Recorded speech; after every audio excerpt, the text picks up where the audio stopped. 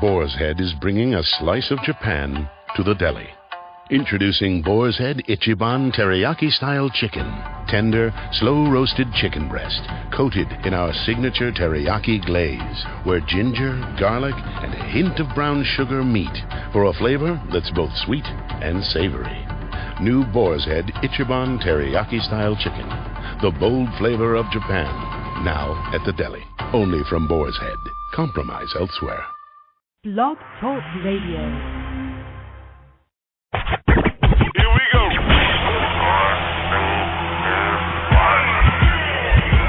Blast off.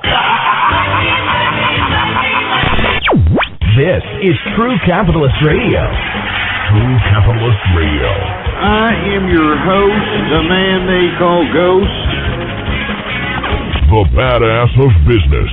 Give him capitalism or give him death. That's it. Period. Broadcasting from his Skyline office studios in beautiful downtown Austin, Texas. You sound fruitier than a box of Fruit Loops, for Christ's sake. And now, he'll take it from here. Your host, the prognosticator of prognosticators, the man they call Ghost.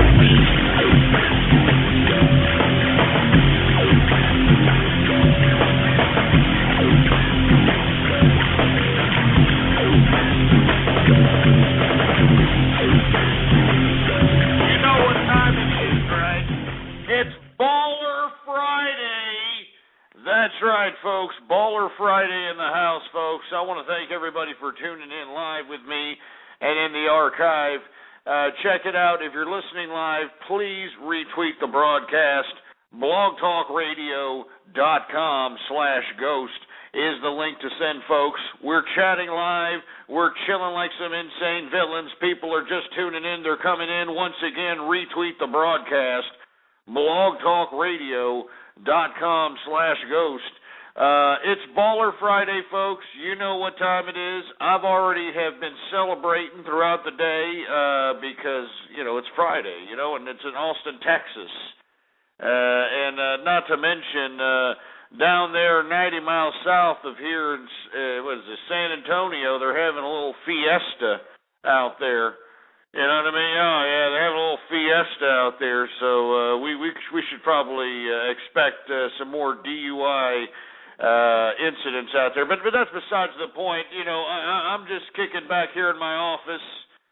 The markets look pretty down today, to say the least. You know what I'm saying? I mean, they looked a little down today, and why exactly? Because this goddamn government shutdown. This government shutdown that is being, kind of swindled around by our scumbag politicians that should be having our best interest at hand. Instead, they're just trying to show whose political schlong head is bigger than whose. It's a disgrace. And what we need out here is some leadership. There is absolutely no leadership going on either side. I'm really disappointed at what's going on. Not to mention what's going on in the political leadership, but, the lackadaisical approach of the American people. And once again, I know I get a lot of emails from individuals saying that, oh, Ghost, why do you always talk that way about the American people? Why do you say it? You're a meanie. Well, inevitably, the reason I'm saying it, folks, is because look at what our government has been able to get away with, and, nobody's saying two rats' asses about it. You know what I'm talking about? It's utter disgrace. Utter disgrace what's happened. Anyway, I don't want to get into that. We got a lot of things to talk about. But I don't want to get too grim. I kind of want to go through the whole day. You know what I'm saying? The whole day, and try to go through the news and the markets and everything, and then celebrate Baller Friday, because that's what time it is. So let's go ahead and go through the markets, shall we? As you know, there was a dismal day on the markets because of this government shutdown that these power-hungry autocrats in Washington are conducting themselves in some sort of a debate in. I don't know what's to debate, but what's unfortunate, according to reports, what's holding up the arrangement there is a debate between whether or not Planned Parenthood should continue to get federal funding. This is what's holding up the whole fiscal 2011 budget here, all right? the fact that both sides can't come to an agreement on whether or not Planned Parenthood should continue to get federal funds, for Christ's sake. I mean, this is what's holding up the whole bag. It's just, Jesus Christ. You know, these guys are scumbags. All these pieces of garbage out here in Washington, I spit on them. Doesn't matter what side they're on, they're disgraceful. And, you know, they don't care if the government shuts down because they're still going to get paid. You know that, right? Oh, yeah, they're still going to get their salaries, the free health care, and all the garbage that they get. It's just another disgrace. These guys are just a pathetic, disgrace version of what leadership should be. And I'm ashamed to have these people leading our country, to be completely honest with you. Every single one of them. I don't care what side of the aisle you look at. They're just a complete and utter disgrace. All right? I mean, you know, they're just taking a dirty diarrhea crap on all capitalists, with the exception of those that want to merge themselves with government, with the exception of those that want to merge themselves with, you know, federal funds and getting all these ridiculous perks and donating to campaign contribution accounts. It's just disgusting, man. Unbelievably disgusting. But anyway, let's just go over the market, shall we? Today, everything was on the negative on the equity side. Dow Jones Industrials closed out today at 12,380, a decrease of 29.44 points, a percentage decrease of 0.24%.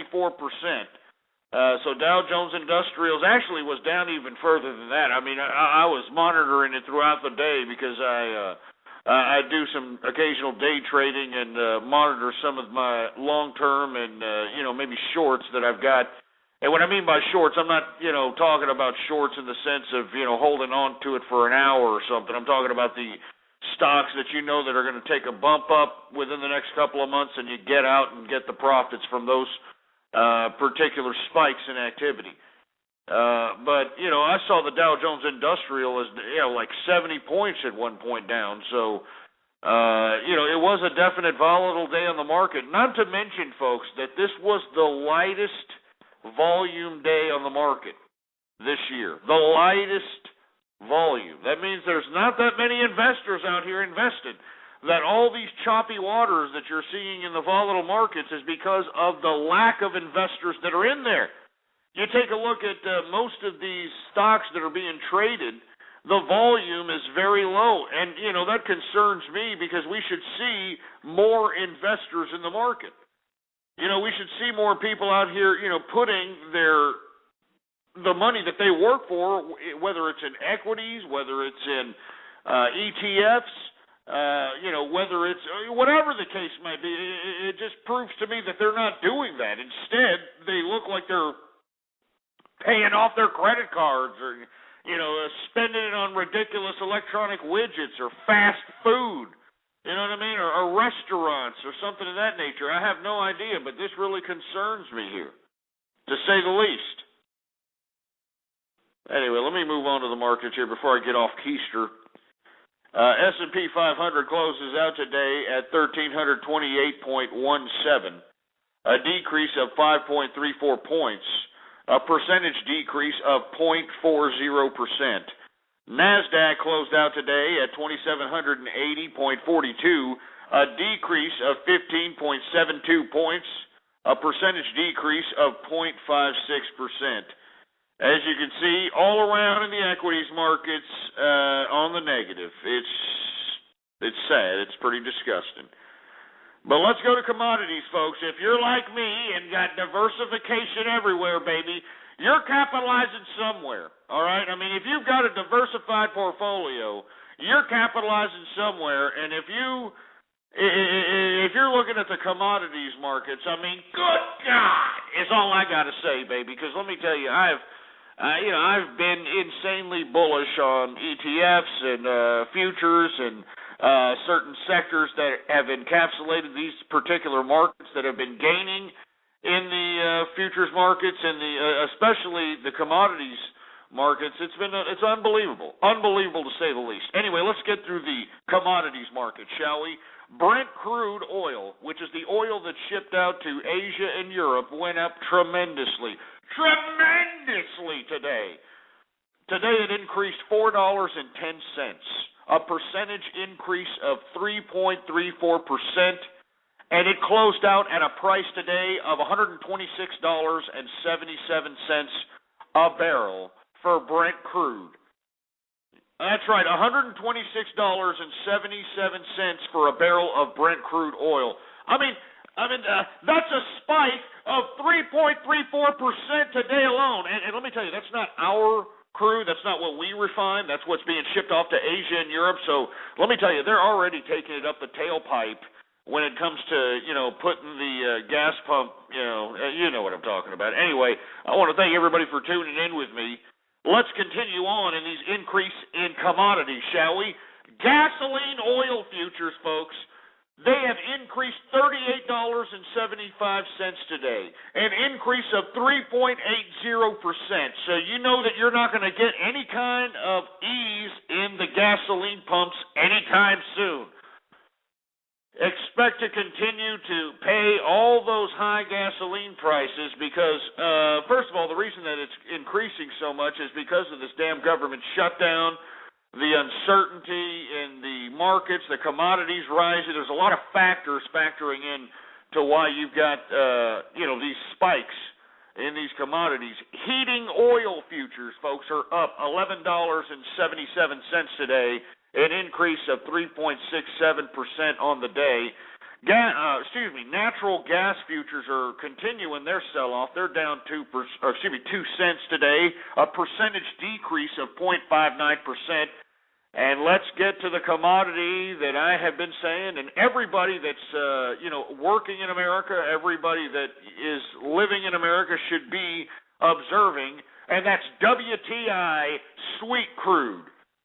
And what have I been saying, folks, time and time again, that we need to see this particular price down to about $90 to $99, not to mention that I had been telling everybody who's been listening to the True Capitalist radio broadcast that oil was going to increase dramatically, that I wouldn't be surprised to see $120 a barrel oil by May.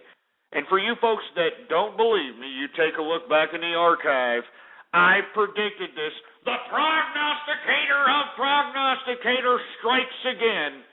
And I hate to be right on this instance because I know that the WTI sweet crude price is going to affect the economy and we're going to go into a double-dip recession. I know there's a lot of ass clowns out there that are claiming that we're not going to go into a double-dip recession, so on and so forth. Look, if that's what you think, if you're going to somehow academically figure out some formula by some small percentage chance where we go into, some type of a rebound, which is I don't even see possible at this point in time. But in my point of view, we are going to see a double-dip recession, and today, WTI sweet crude, Jesus Christ. First of all, it went up $2.86 today. That's an increase of 2.59%. WTI sweet crude closed out today at $113.16 for a barrel of WTI sweet crude, folks. And let me tell you something. This is serious. This is going to affect our economy. We can already pretty much write it in the bag that we are going to go into a double-dip recession. You compound the rise in not only commodities but oil and this ridiculous government shutdown, the uncertainty in American economics. Let me tell you something right now. You can expect to see these prices of oil increase. And let me tell you, you may continue to see sell-offs in the equities markets, in my view, because of all the uncertainty out here. I mean, as you can see, we're still in a helter-skelter market. Today was the lowest volume. The lowest volume all year. That means that, the amount of trading that was conducted in exchanges today was at its lowest point in any other point this year. This is a telling sign that, what we're seeing out here in the marketplace, whether you're holding equities or, playing the markets, there's not that many people out here playing the markets, folks. And we're having low volume trading. Everybody's just kind of, getting out of the markets. They liquidated their positions. And a lot of these gains that are happening based upon low volume. What we need is more people in the markets. so that we can solidify this particular bull run that we've had on this market, for Christ's sake. And I just don't see it. So I would caution investors at this point in time, going into next week, and let's see what happens in Libya, which doesn't look good, by the way. Let's see what happens to this damn government shutdown. Let's see what happens to all these particular situations that are making the market skittish. But in my personal opinion, I think that this is a vulnerable time for anybody who's holding equities. And if you're holding equities and you're worried about your positions, the way to evaluate on whether or not you should hold your positions on an uncertain time in the economy or whether you should sell them off or whatever you plan on doing, if your company, the company that you're holding, if it has good fundamentals, which means low PE ratios, low debt-to-earning ratios, good fundamentals. They're sitting on good books.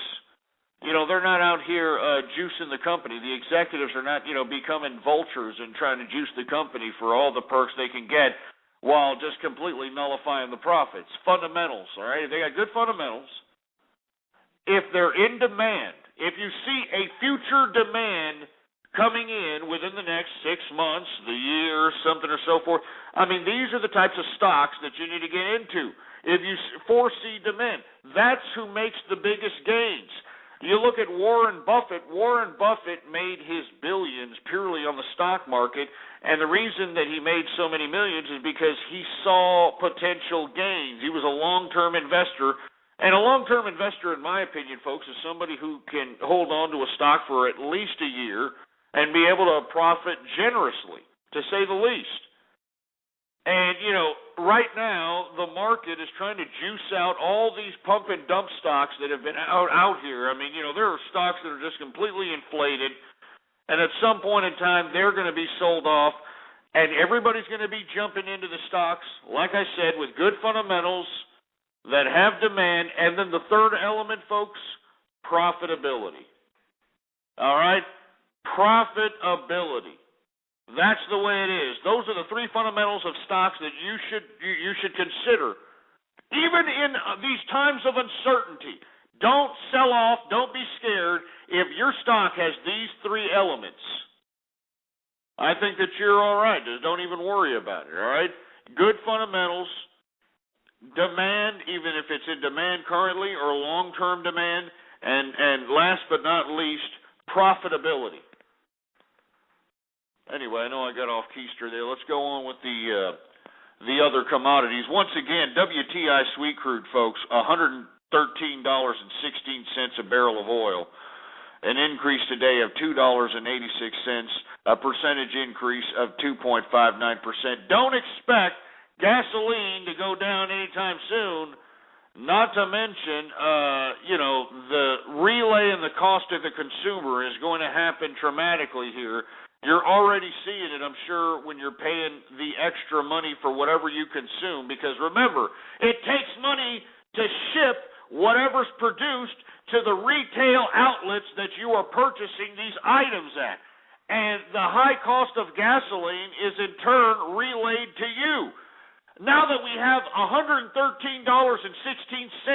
for a WTI sweet crude barrel of oil, this is going to greatly affect the economy on top of the uncertainty that this despicable, disgusting government is putting upon our economy by, threatening to shut down because, we want to fund Planned Parenthood and we don't want to fund Planned Parenthood and shut up. And let me tell you something, folks. This doesn't look good. WTI at 113, I don't like it. I don't like it one bit. It's just disgusting. Anyway, let me go through the agricultural commodities, and we'll continue forward. Canola futures are up $1.10. Jesus Christ. They are up at $8.10. All right? Canola futures are up $8.10. Excuse me, I'm just a little flustered about the fact that we are not only looming on a government shutdown, but now we can pretty much write in the book that we are going to have a double dip. And I do repeat, a double dip recession. So mark my words at this point in time. Canola futures are up $8.10, a percentage increase of 1.41%. Cocoa futures are down. They're down $17, even though there's still unbelievable uncertainty in the Ivory Coast, and there's the uncovering of dramatic butchery happening out there. Well, we're going to talk about that later. Coffee futures continue to see their increases throughout the latter part of the week. It increased today $2.15, a percentage increase of 0.79%. Corn futures increased today at $7.75. I mean, even though it's supposed to be hitting, lows, according to reports, we're continuing to see increases in speculators here. So, we're not going to be, paying 9 ears of corn for $1 anytime soon. I'll tell you that. Not to mention that a report came out today that the government and everybody that is involved with this ethanol subsidy program, they're going to increase putting ethanol pumps across the nation. Corn ethanol pumps.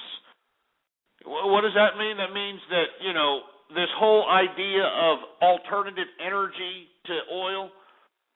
This subsidy that we gave out, 10 years ago or whatever it was, maybe 9 years ago, about corn ethanol being a substitute for gasoline.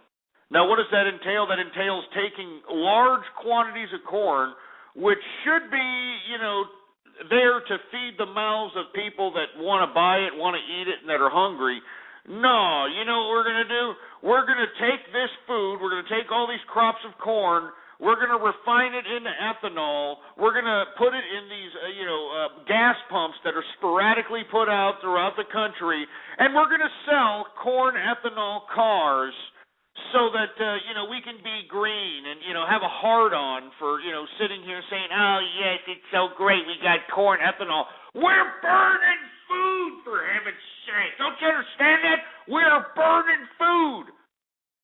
This is what's causing the price of corn to go up the roof, for Christ's sake, man. And now you got reports coming out stating that they are going to increase the amount of corn ethanol pumps, gas pumps that are out here in America today. So that's just going to be great. Continue to anticipate corn futures to go up, and we're going to continue to burn food. I mean, you understand that? That's what we're doing with this corn ethanol program. We are burning food so people can fill up their gas guzzlers. It's a disgrace, And they call this being green. And, reports came out that corn ethanol burns dirtier than actual petroleum. You can look that up if you don't believe me. Corn ethanol burns at a dirtier rate than petroleum. But because the government has shoved so much of the taxpayer dollar down this crap, they're going to force it down our throat. They're going to make sure that at least a small segment, enough to make a significant impact of us, so that they are going to consume it. We're going to buy cars that are based upon this crap. They're going to shove it down our goddamn holes until we buy it.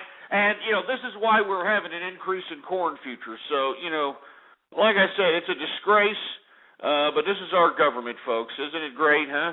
It's so great. Anyway, cotton futures are finally starting to see decreases, and I'm glad to see decreases in cotton futures. These threads that are going up the roof are starting to get disgusting. Today they went down $5.25, a decreased percentage of 2.52% for cotton futures. Wheat futures are back on the rise after, a modest sell-off yesterday. They've increased today $23.25, an increase of 2.87%. Sugar futures are down 39 cents, a percentage decrease of 1.54%.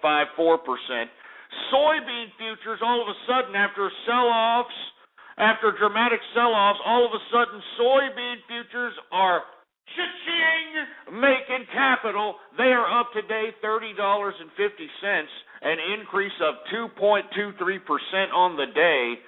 And once again, what have I been saying? What have I been saying about lumber futures and the prices that they continue to go down? And they continue to go down. They're down today $7.40, a percentage decrease of 2.56%.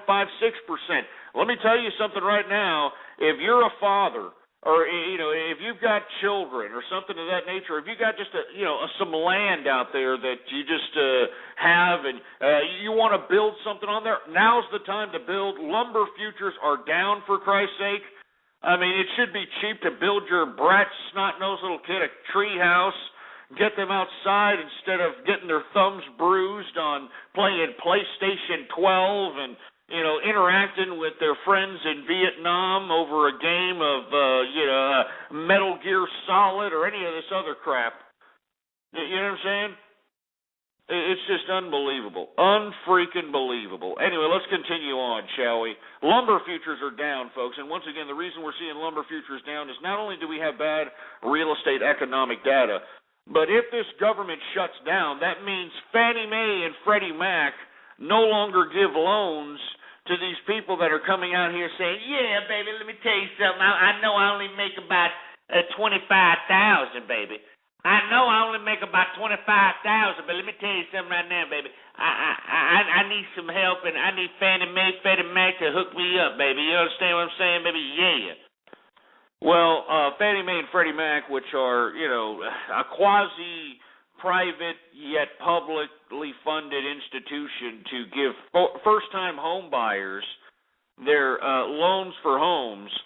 Let me tell you something right now. If the government shuts down, all right, if the government shuts down, there's not going to be any more loans for first-time home buyers going through the Fannie Mae and Freddie Mac institutions out here. And let me tell you, these institutions that are private, you got to take a piss and blood test to even get some loans unless you got some financial credibility with your institution where they can pull up some records and see how many deposits you've made within the past several years, they can look at your holdings as far as your assets are concerned, whether you've got equities, bonds, mutual funds, 401ks, whatever the case might be. This is the only way that you're going to get financial institutions actually giving you some capital. But at this point in time, if the government shuts down, we're not going to see any of these Fannie Mae and Freddie Mac loans for any people that are in the damn real estate market. So this is why you're continuing to see lumber to go down. I mean, it's just continued to decrease and decrease and decrease. It's down today 2.56%. And like I said, if you're one of these fathers out here that want to impress Billy, old son Billy, the little redheaded, four-eyed, freckle-faced, beaten stepchild that's being raised by, somebody else, the good thing for you to do is possibly gather up all the money that you got, get some cheap lumber that you got going on, and build this brat a tree house. If you got some daughter or something, we'll build her a little castle or something. Lumber is cheap. Lumber is cheap. There shouldn't be anything stopping you, but the only thing is stopping you is possibly your lazy, fat, jelly ass. So, anyway, lumber is continuing its decrease. Oat futures are up $20 today. And like I said, we're going to continue to see increases on these commodities, man. It was up 5.24%, oat futures. On today alone, 5.24%. Good God, major capital. Anyway, soybean oil futures are up $1.45, an increase of 2.46% today alone. And wool futures, after just seeing them flat and no change throughout the week, they decreased $2 today. Now let's go to the metals, baby. God, man, let me tell you something. I love being right. You know what I'm saying? I love being right. I love making money. I love, being the prognosticator of prognosticator, because what have I been saying about metals, baby? What have I been saying about metals? It's Baller Friday. What the hell have I been saying about these things? I've been saying I'm bullish. There is a goddamn bull market on these metals because of a lot of different factors. I've blogged about it. You can Google it for yourself if you want to look for the blog itself. But let me tell you something, folks. If you'd have just been listening to me, I mean, even ever since the first program of the True Capitalist Radio Show, I have been telling people, hey, you should accumulate physical gold. You should accumulate physical silver. You should go out and invest in, mining companies that, specialize in copper and silver and gold, that sort of thing.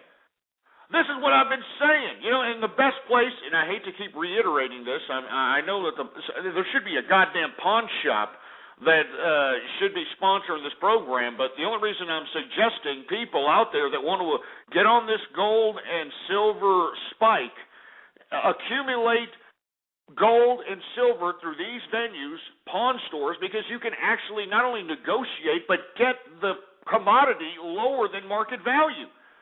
You can actually negotiate, because remember, pawn stores only mark up based upon how much they put out for the actual product that they're putting out there for sale. So if you've got actual cash, you can go in there and get large quantities of gold and silver way below market value. You sit on this, and let me tell you something. What have I been saying? What the hell have I been saying, baby? Woo! I've been saying I'm bullish on metals, and let's go ahead and get to them, shall we? All right, let me go ahead and get to them, because let me tell you something. It's unfreaking believable, all right? Unfreaking believable. Copper futures are up, baby. I mean, yeah, I know people were concerned about the modest sell-offs in copper, but let me tell you, I knew they were going to go back up. Too much industrial use for copper. They're up today $9.20, an increase of 2.08%. Now, let's get to the precious metal. The precious metals. Oh, yeah, man, let me tell you something. Baller Friday. What have I been saying? I've been saying for everybody to accumulate these things. And if you would have listened to me back in the day, just take a look at the chart when we started broadcasting True Capitalist Radio in January. If you'd have just listened and just accumulated these things, just sitting on your gold chains, you'd be making some freaking money. Do you understand what I'm saying? I mean, if you just listen to this show, you're making money.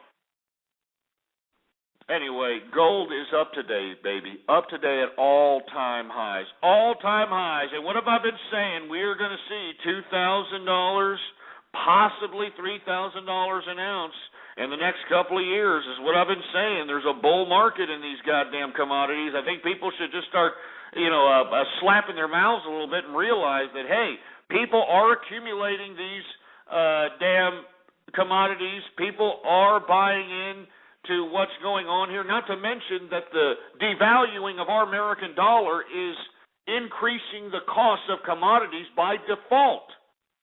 So you compound all those factors into the fact that we are seeing these increases. Anyway, today, gold was up $16.70, an increase of 1.14%. All right? Today, gold closes out at $1,476. Man, I'm telling you, we're going to see 1,500 before you know it, and then once we pass 1,500 for a troy ounce, we're going to see 2,000, and we're going to start seeing increases of that nature. I mean, man, I just love being right. You know what I'm saying? Woo! And let me tell you, I wasn't just right about gold. I was also right about silver, baby. Did you see silver? Did you see silver? Did you see silver today? I mean, good God. Yeah. I mean, let me tell you something right now. Silver today increased $1.39, a percentage increase on today alone. If you had just listened to me yesterday or the day before yesterday or any of these days when I was bullish on these precious metals, you'd be in some serious money. But today alone, the percentage increase for silver was 3.52%. 3.52% on your money if you would have invested in silver futures today or just bought silver off the street. Today, silver futures have closed out $40.94 a troy ounce. And what have I been saying, folks? I've been saying that silver is going to go, in my personal opinion, it could go up to $50, in my personal opinion. It could go beyond that. But my personal price point, in my view, $50, and this is why you're continuing to see this bull run. I mean, I have been saying it time and time again why we are going to see such dramatic increases in these commodities, and, I think that it's still not too late. In my personal opinion, you're going to catch the tail end of silver's peak. Like I said, $50 is my personal price point, But, if you get into silver now, you could be just getting it at the tail end of its peak. But I think that gold has some ways to go. If you put a chart on top of gold, on top of silver, you can see that silver has outperformed gold, and it's time for gold to start catching up with that performance of silver. So, in my personal opinion, that's what I'm telling folks out there that want to get on some of these gains that are happening. I still think silver, like I said, the market bulls have control of the precious metals market. So any way you can make these plays, any way you can capitalize on it, I strongly advise everybody to do so. Unbelievable calls, the prognosticator of prognosticators in effect and in the house. Anyway, live cattle futures are down 65 cents today. In livestock, cattle feeder futures are down 42 cents today. And lean hog futures are starting to climb back up. They are up today 82 cents. And that, my friends, is the markets for your ass, baby. All right, now let me explain something else. Now, I know that people out there that are listening to me, they're listening to me saying that, hey, Ghost, I've been investing in this stock that you were bullish on February 4th, symbol COKE. I'm talking about Coke, baby. It's Baller Friday, baby. Look, the only reason I'm pulling this out of the True Capitalist portfolio is because I know that there's people out there that have been capitalizing on this particular stock. I'm glad that these prices are going up and up, but I caution investors, when you start seeing these types of spikes, don't get caught on the tail end of the spike. You understand what I'm saying? I mean, these increases are unbelievable, but let me toot my own horn here for a second, because when I was bullish on symbol COKE on February 4th, the price was $53.16. And, at the time, if you look back in the archive, people were complaining about that. People were saying, oh, man, that's too expensive, Ghost. Come on, man. Come on, it's too expensive. Come on now. Well, let me explain something right now. If you'd have just listened, and then no matter what you put into this particular, or entertain putting into this particular equity, if you would have entertained a position at the time that this radio program was bullish in February 4th, 2011, mind you, this isn't last year. February 4th, 2011, we were bullish $53.16. Today it closed out at $75.70, baby. Even when the market was down. What do I keep saying? That this is a bearish play. This is a security play. And everyone out there that's in the market are looking for these types of plays to secure their capital. I mean, you got uncertainty in the markets. You've got high rising in commodities. Oil is making the economy of America look uncertain. You've got whatever these assholes are doing in Washington that's screwing up the economy. I mean, people are looking for positions to put their capital. And this is what I've been saying, that if you want to play the market safe, these are the type of plays that you should entertain, and I suggested that. I suggested that on February 4th, baby, and let me tell you, symbol COKE today closed out at $75.70. It increased $1.55 today alone. It increased. While everything was down, it increased 2.09% alone. Now, if you would have listened to us, all right? If you would have listened to us on February 4th and got in at $53.16 and held on to it till now, you would have been up 42%. Oh, no, let me take that back. 42.40% on your goddamn money, baby. Woo! Are you kidding me? I mean, 42.40% on your goddamn money if you would have listened to the True Capitalist radio broadcast and entertained this security play. 42.40%. Now, I mean, that should be illegal, man. I mean, that was just 2 months ago when I suggested that stock. 2 months ago, 42.40% on your goddamn money, man. Let me tell you something right now. Major capital, baby. Major capital. And I know there's a lot of individuals who listen to this broadcast that have taken advantage of this play. Hey, cheers. Cheers to all of you out there. I'm glad you're capitalizing, and I'm glad you're living lavish because that's just the way it is. All right, that's just the way it's got to be. I'm a capitalist, you're a capitalist, and we just got to do what we have to do. We got to keep capitalizing and knowing what's going on.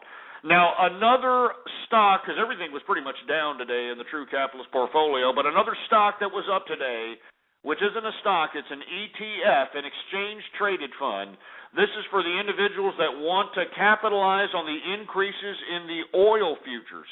Like I said in the reports about oil, WTI sweet crude, 113 and change for a barrel of oil. I mean, you want to take advantage of some of those plays. You want to take advantage of some of those increases.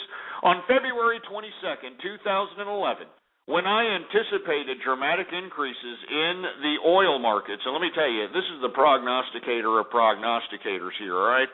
I mean, give me a break. I mean, this is just unbelievable type of profits that I'm suggesting on some of these plays here. On February 22nd, I told people, look, if you want to be able to capitalize on these anticipated increases in oil that I anticipated, that I prognosticated, there is an ETF, since, trading futures is a very difficult market to trade in. But people still want to capitalize on these increases. I was bullish. Symbol OIL, all right? Symbol OIL is the exchange-traded fund that I was telling people on February 22nd to entertain so that you can increase your profits based upon the reflection of what's going on in the crude oil markets. Well, if you would have listened to us on February 22nd, you would have got in at $23.90. All right, $23.90. And this is symbol OIL. Today, that ETF closed out at $29.98. It increased 2.69% today.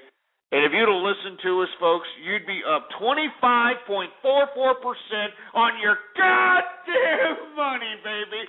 Woo! Oh, my God. Let me tell you something, man. I'm not even Bernie Madoff, who was, running pyramid schemes. I mean, not even the best Wall Street, money makers out here can anticipate these types of growth, man. I mean, it's unbelievable. Unfreaking believable. Unfreaking believable. And let me tell you, it doesn't look like oil prices are going to go down anytime soon. If you anticipate them to go higher, as I anticipate them, I mean, remember, I was bullish on this at $23.90. You think I was an idiot? Of course I wasn't, baby.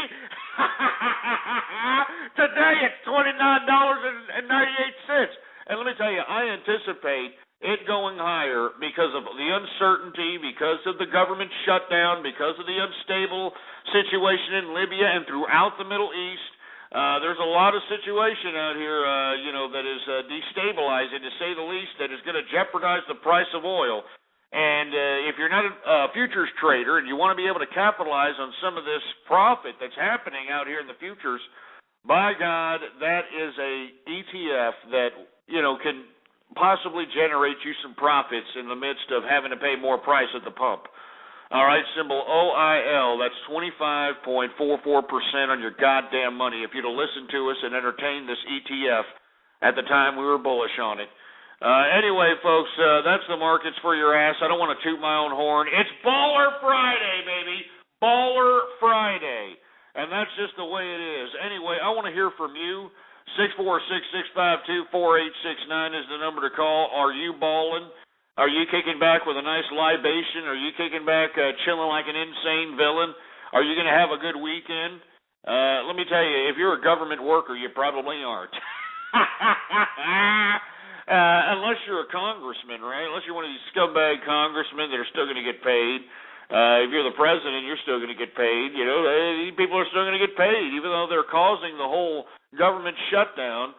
They're still going to get the money that they give. And hey, listen, they've been giving themselves increases for the past 5 to 10 years. So, I mean, they're just going to be just fine. You know, and meanwhile, you know, everybody out here in America is just going to be uncertain about what the hell's going to happen. You know, just because you know, one side wants to fund Planned Parenthood and the other one doesn't. Just unbelievably disgusting. But anyway, folks, I want to hear from you. What do you got to say? 646-652-4869 is the number to call.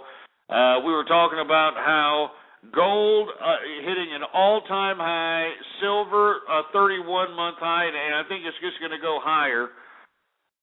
Let's move on to another subject matter. The U.S., of course, can't come up with an agreement for this potential government shutdown that's happening at midnight if they can't come up with some kind of fiscal budget for year 2011, even though 2011 is halfway gone, for Christ's sake. But they can't come up with an agreement, and now it's all because of Planned Parenthood. Those representing Americans across the nation and Congress on the right are insistent upon defunding Planned Parenthood, and those that elected these leftist, you know, losers on the left in Congress, they're insisting upon funding Planned Parenthood. I mean, did you see Harry Scary Reid out there go out with his little meek-ass voice trying to sound like, oh, yeah, the Republicans, they just don't care about women, and just don't care about them getting pap smears, and they just don't care about them STD testing, and they just don't care about it. Just shut up! I mean, can we come up with a fiscal budget for 2011, please? I mean, we're already halfway done with the year. What about next year, all right? What about next year, for Christ's sake? Good God. Oh, Jesus Christ. I mean, is there anybody else that's concerned about the government shutdown? I mean, look, obviously, if you're working for the private sector, you're going to be all right. You should pan out fairly well, you know? But what's really unfortunate here is that it's going to ruin our credibility in this international economic system. I mean, you look at what Moody's has done, downgrading the credit ratings of these socialist countries that have defaulted on their debts. I'm talking about Greece. I'm talking about Portugal. I'm talking about Ireland. And, you know, they're basically putting down their credit rating almost to junk status. And the reason that Moody's does this is because anybody who's invested in bonds in those particular countries have a high risk of losing the money they invested in. And I never ever thought I'd ever see a day that bonds, you know, which used to be known as, you know, one of the biggest, safest financial instruments for those who want to diversify their assets, now run the risk of losing their capital because these governments, you know, can't sustain themselves any longer because of all the spending and everything that they've done. Everything that they've done. And, you know, we're at a point of no return, for Christ's sake, and I think that this is very concerning to everybody. It should be concerning to the people that are listening to this broadcast. And I want to hear from you, 646-652-4869. I mean, what do you think? What do you think? We're going to go to a government shutdown, or we're just going to be like, oh, okay, we're just going to shut down this government now? What's your opinion? What do you think? It makes me sick that we even have to have this kind of a discussion, to be honest with you. You know what I'm saying? If our government's going to shut down. These assholes are supposed to be public servants, man. They're supposed to be public servants, and yet they're waving their fingers in our faces as if they're our daddy. You know what I mean? As if they're our daddy. Like, no, we're gonna have to shut down, and that's just all there is to it. That's just all there is to it. We're just gonna have to shut down, and you're just gonna have to take it, eat it, and like it. That's all there is to it. Eat it and like it. And you see, this is why I call throughout the international community that capitalists need to understand their authority. They need to take their authority in this international community. And how do you know you're a capitalist? Well, you're a capitalist if you're going out and working every day and getting taxes taken out of your check. All right? They're taken out of your check before your check is even cut and given to you after a day's pay. They have taken out these taxes out of your check. And not to mention that even after those taxes, if you make more than a certain tax bracket, you got to pay more taxes. And if you live in some state that insist upon, having state taxes, you got to pay more taxes. It's just unbelievably disgusting. But us as capitalists need to realize our position that we need to assert our authority worldwide.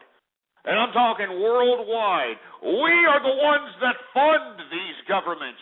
And for them to wave our fingers at us as if we're the ones with the problem, as if they're the ones that are giving something to us, when we are the ones maintaining the sustenance of the system that they wave their fingers behind. And this is what everybody out there in the international community should understand, and this is what everybody in the international community should be asserting. Their authority out there throughout the international community in demanding for more capitalist freedoms, demanding for less regulation in business activities in whatever country of origin, demanding that you have the ability to keep more of what you put in, of what you earn. And let me tell you something, folks. That's why I created CapitalistArmy.com. Yeah. All right, www.capitalistarmy.com. That's why I created it. There it is right there. I created it exclusively for capitalists, so that capitalists worldwide can communicate with one another, so capitalists worldwide can spread the message of true capitalists throughout the global community, so that we can act in concert whenever our interests are oppressed by governments, whenever our interests are oppressed by any kind of political romanticism. Do you understand that? And this is serious business here. This is not a joke. We need to take ourselves as capitalists. And once again, what makes you a capitalist? Very simple. Are you working? Yeah, okay, you're working. All right. You're paying taxes? Yes, you're paying taxes. Okay. Are you collecting 1 red cent from the government? No? Well, then you're a capitalist.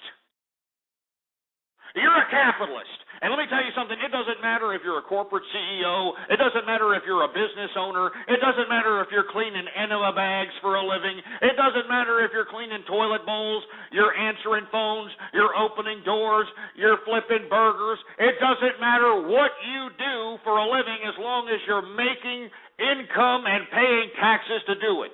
Those of us that are contributing to the government systems that attempt to wave their fingers at us should have more of an authority than those that are just nothing more than moochers of this government system, nothing more than non-contributors to this society. And I think you know who I'm talking about. I'm talking about individuals that want to sit back and continue to hold their hands so Big Brother government can give them another loaf of bread. I'm talking about the individuals that want to sit back and mooch the unemployment situation in America because, it's easy for them to manipulate the system to do so.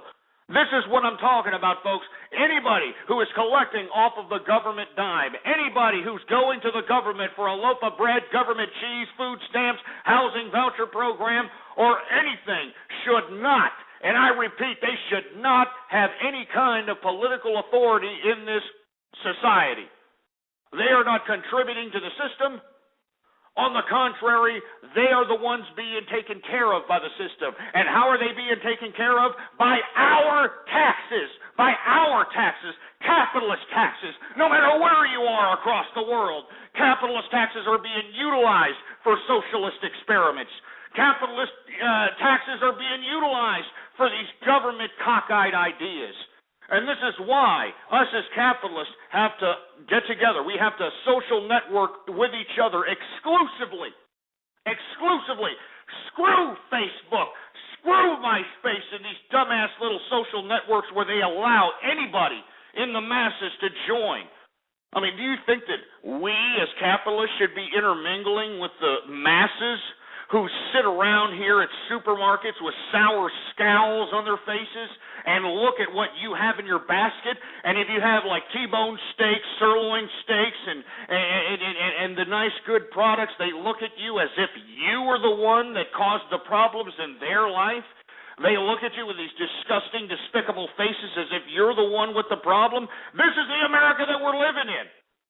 And let me tell you something, me as a capitalist, I do not want to intermingle with these people that are out here feeling sorry for themselves and want a handout from Big Brother government and, oh, give me a loaf of bread and meh. So that's why I'm saying, folks, I'm calling on you. I'm calling on all true capitalists throughout the world. Throughout the world! To join the capitalist army, www.capitalistarmy.com. This is not a joke. This is serious business. We can no longer have these governments, these bureaucrats that don't even understand the bureaucracy that they are asserting their power from. These people are waving their fingers in our faces, and let me tell you, if they want to tell the masses what to do, that's fine. If they want, the masses to go out and be little feeble-minded sheep, that's fine. If they want to tell the masses to do this and do that, that's fine, but we're capitalists. We need to distinguish ourselves from the other classes of society because we are the ones that make it go round. We're the ones that put our sweat and tears into society via our labor, via our innovation, via our creativity.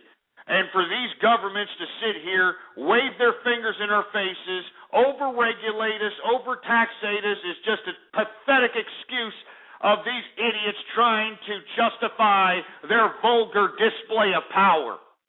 And what I say, and what I think that every capitalist out there worldwide should say, is that capitalists are not going to take this any longer, and if you governments continue to wave your finger in our faces, hey, this government shutdown that's happening here midnight, maybe we could probably just relinquish you of your authority.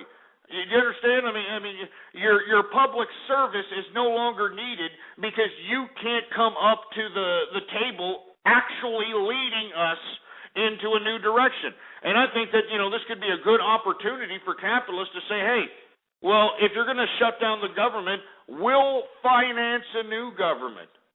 How about that?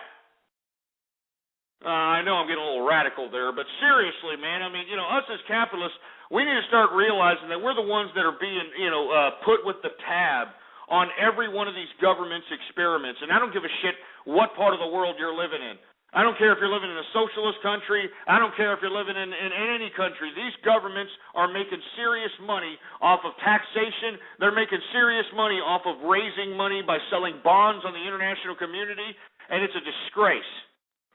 All right, it's an utter disgrace. So for people to sit over here and continue to have these governments wave their fingers in our faces, the capitalist faces, is something that has to be an episode that's going to be very rare and should come to an end very soon.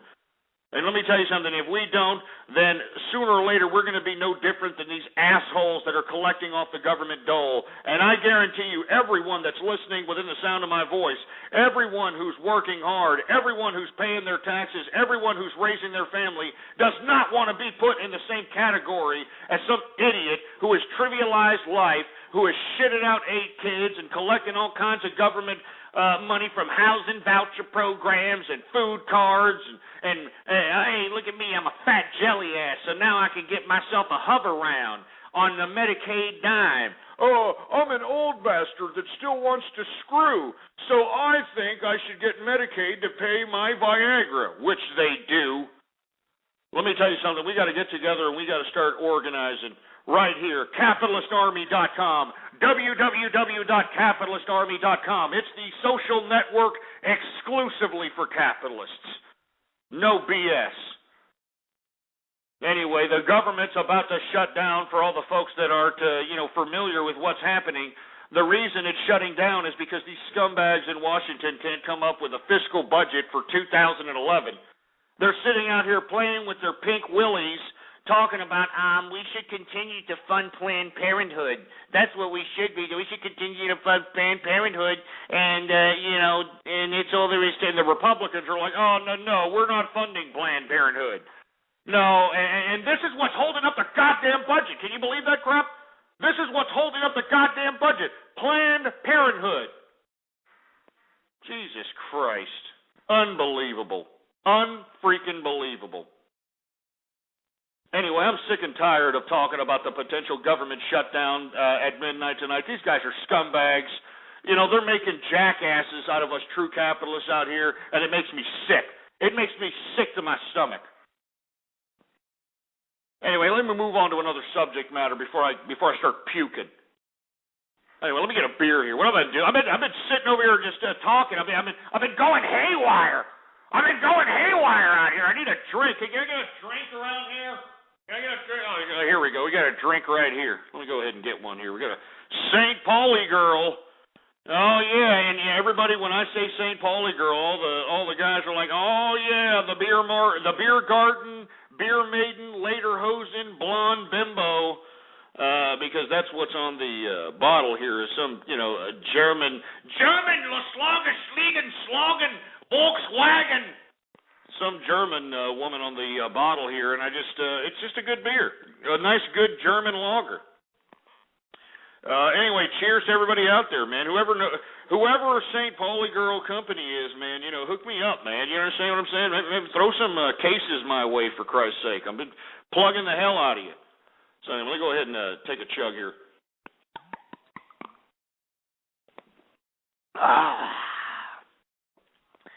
Oh, yeah, that's what I'm talking about. Now a government shutdown doesn't look so bad, doesn't it, baby, huh? Now it don't look so bad. You know what? And Obama, he's trying to shove it in our faces like, yeah, we're going to shut down, baby. You understand? We're going to shut down, and that's all there is to it, and there ain't nothing you can do about it, baby. You want to know why? Because it's me. I'm Obama, baby. And we going, you know what we doing here? Yeah, I'll tell you what we doing here, baby. We making Junkyard America, baby. That's what we all, that's what we doing. Junkyard America, baby. Don't you understand that this is all going on, baby? This is what I'm about to say. You understand how it is? You understand? Going out here for Brazil, baby.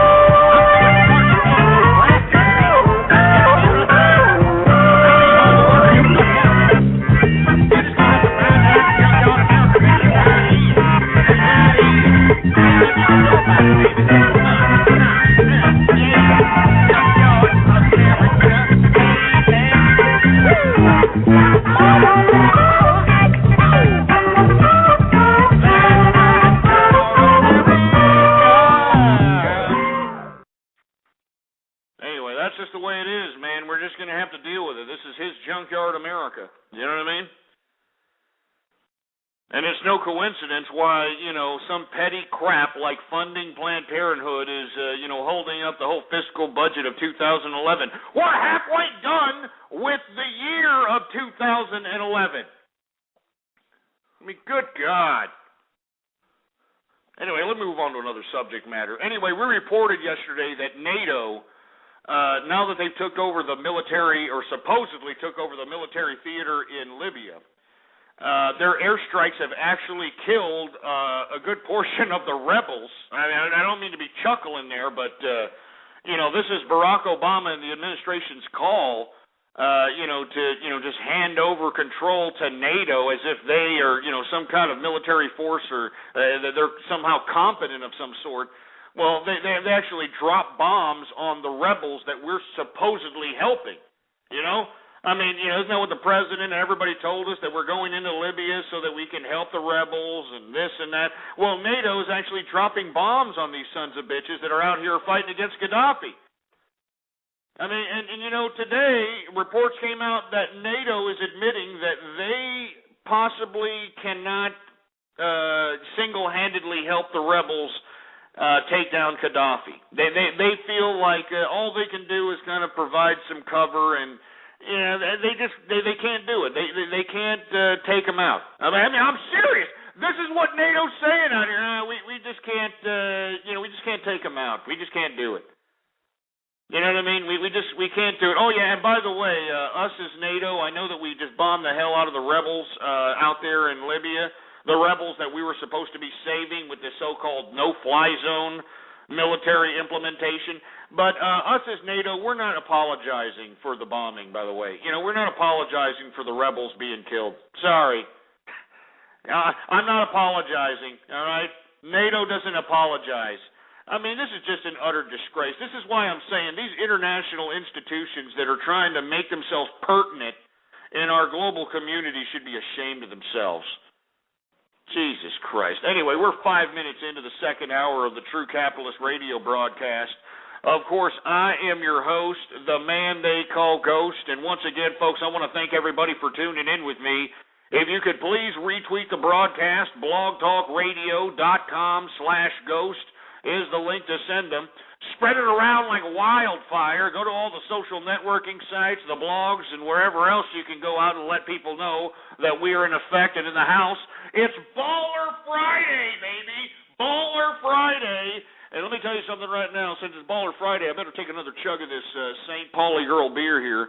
Cheers to everybody out there. Cheers, everybody.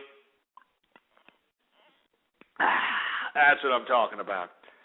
Oh, yeah, that's what I'm talking about. Nice, good swig of beer. And hopefully that, it's Friday.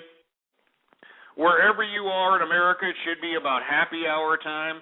And that's why I have this broadcast. You know what I'm saying? That's why I have this broadcast, because it's happy hour time. And hopefully you're chilling with me during happy hour. And there's a variety of different ways to listen to this show, folks. You don't just have to be exclusively on the Internet. We've got smartphones now, where you can actually go on the Internet through the smartphone and listen to the broadcast, and all you have to do is put one of those Bluetooth little ear jobs in your ear and just walk around. Just kind of walk around with the earpiece in your ear, and you're listening to the True Capitalist radio broadcast. Let me tell you, I am getting a lot of people that are listening to me through that fashion, and I want to thank you for doing so, man, because that's just the way it is. I mean, this is the type of medium where you can take with you on the go no matter where you're going, just as long as you have an internet connection going on. It's beautiful. Unbelievable. Anyway, 646-652-4869 is the number to call. I want to hear from you. We were talking a little bit about how NATO admits that they don't necessarily have the military power to overthrow Muammar Gaddafi. So what are we doing in there? I have no idea. We spent, close to $1 billion already? $1 billion, over a couple of billion, something like that. Who knows? Who's counting? It doesn't matter anymore anyway. We're about to shut down as a government. But we're spending all this money to supposedly help, these Libyan rebels from being slaughtered by Gaddafi, and lo and behold, NATO throws airstrikes that are actually killing the rebels on the ground. They're killing the people that we're supposed to be protecting. Yeah, thanks, NATO. Yeah, you're really a pertinent international institution there, you European chateau-living fruit bowls.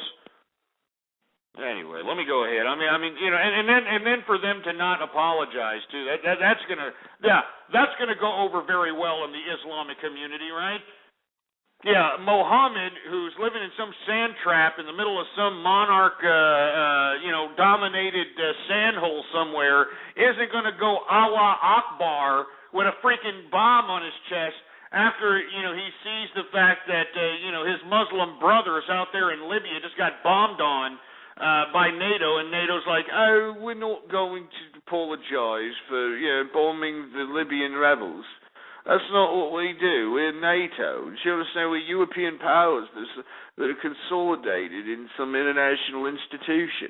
I mean, I know that we were a Cold War instrument, an attempt to try to pacify the growth of communism, but now we're trying to show that we are somehow pertinent in the international community, and we're failing horribly. That's what we're doing, us as NATO. We're failing horribly. Stupid bastards. Anyway, let me take a swig of this beer. It's making me sick. It's what it's making me, all right? Good stuff, good stuff. Old St. Pauli girl. Anyway, I knew this was a mess right when we got in it, folks. I mean, if you were listening to the True Capitalist broadcast, you knew I was pissed off. when our president was announcing that we were going to, have any kind of military engagement in Libya. Utter disgrace, and not to mention the Libyan rebels are pissed. They're like, as a matter of fact, I've got somebody from the Libyan rebels on the horn here because I know that they were upset about them being bombed on NATO, and I know that there's a lot of news coming out their way. They're saying that NATO's not helping them; they're hurting them. They're not providing any kind of cover. They're not providing any kind of help whatsoever. So we actually have somebody from the Libyan rebels on the horn here. Ahmed, are you there, Ahmed? Are you there? Ahmed, are you there, sir? Who is the Allah? Who is Ar-Rahman? Ahmed, hold on. Your Allah Akbar music is just a little bit too loud. So can you lower that? I'll put you back on the horn. Let me unmute you. All right there, Ahmed? All right, here we go. Ahmed from the Libyan rebels. All right, he's got something to say. Go ahead, sir. Who is Allah? Who is Ar-Rahman? Who is Al-Mannan? That's right, you motherfuckers. You dumb NATO dropped bombs on my brothers out there in Libya trying to fight against Omar Gaddafi.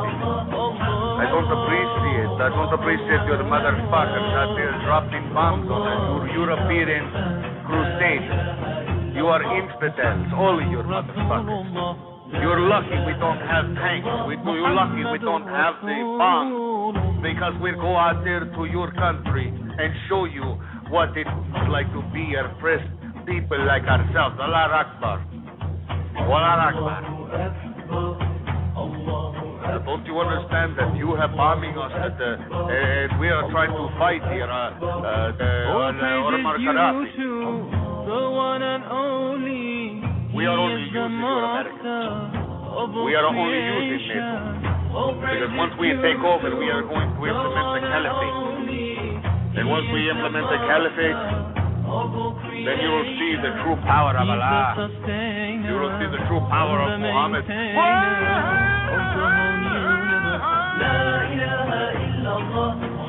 You understand this? You American people need to realize this. I got nothing else to say. I got to go out and commit jihad. I got to go out and commit jihad. I am out here. Fuck your American and European and crusader motherfuckers. Fuck you all. All right, get him off. Get him off.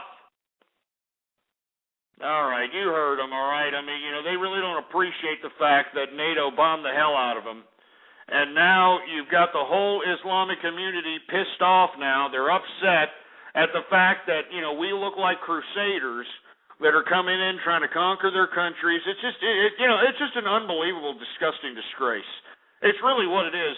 And, NATO, even though we, as Americans, handed over the military theater of combat to these idiots in Libya, they now realize that they cannot win the battle. They don't have the military power to aid the rebels to overthrow Muammar Gaddafi. Well, then why did we go in there, for Christ's sake?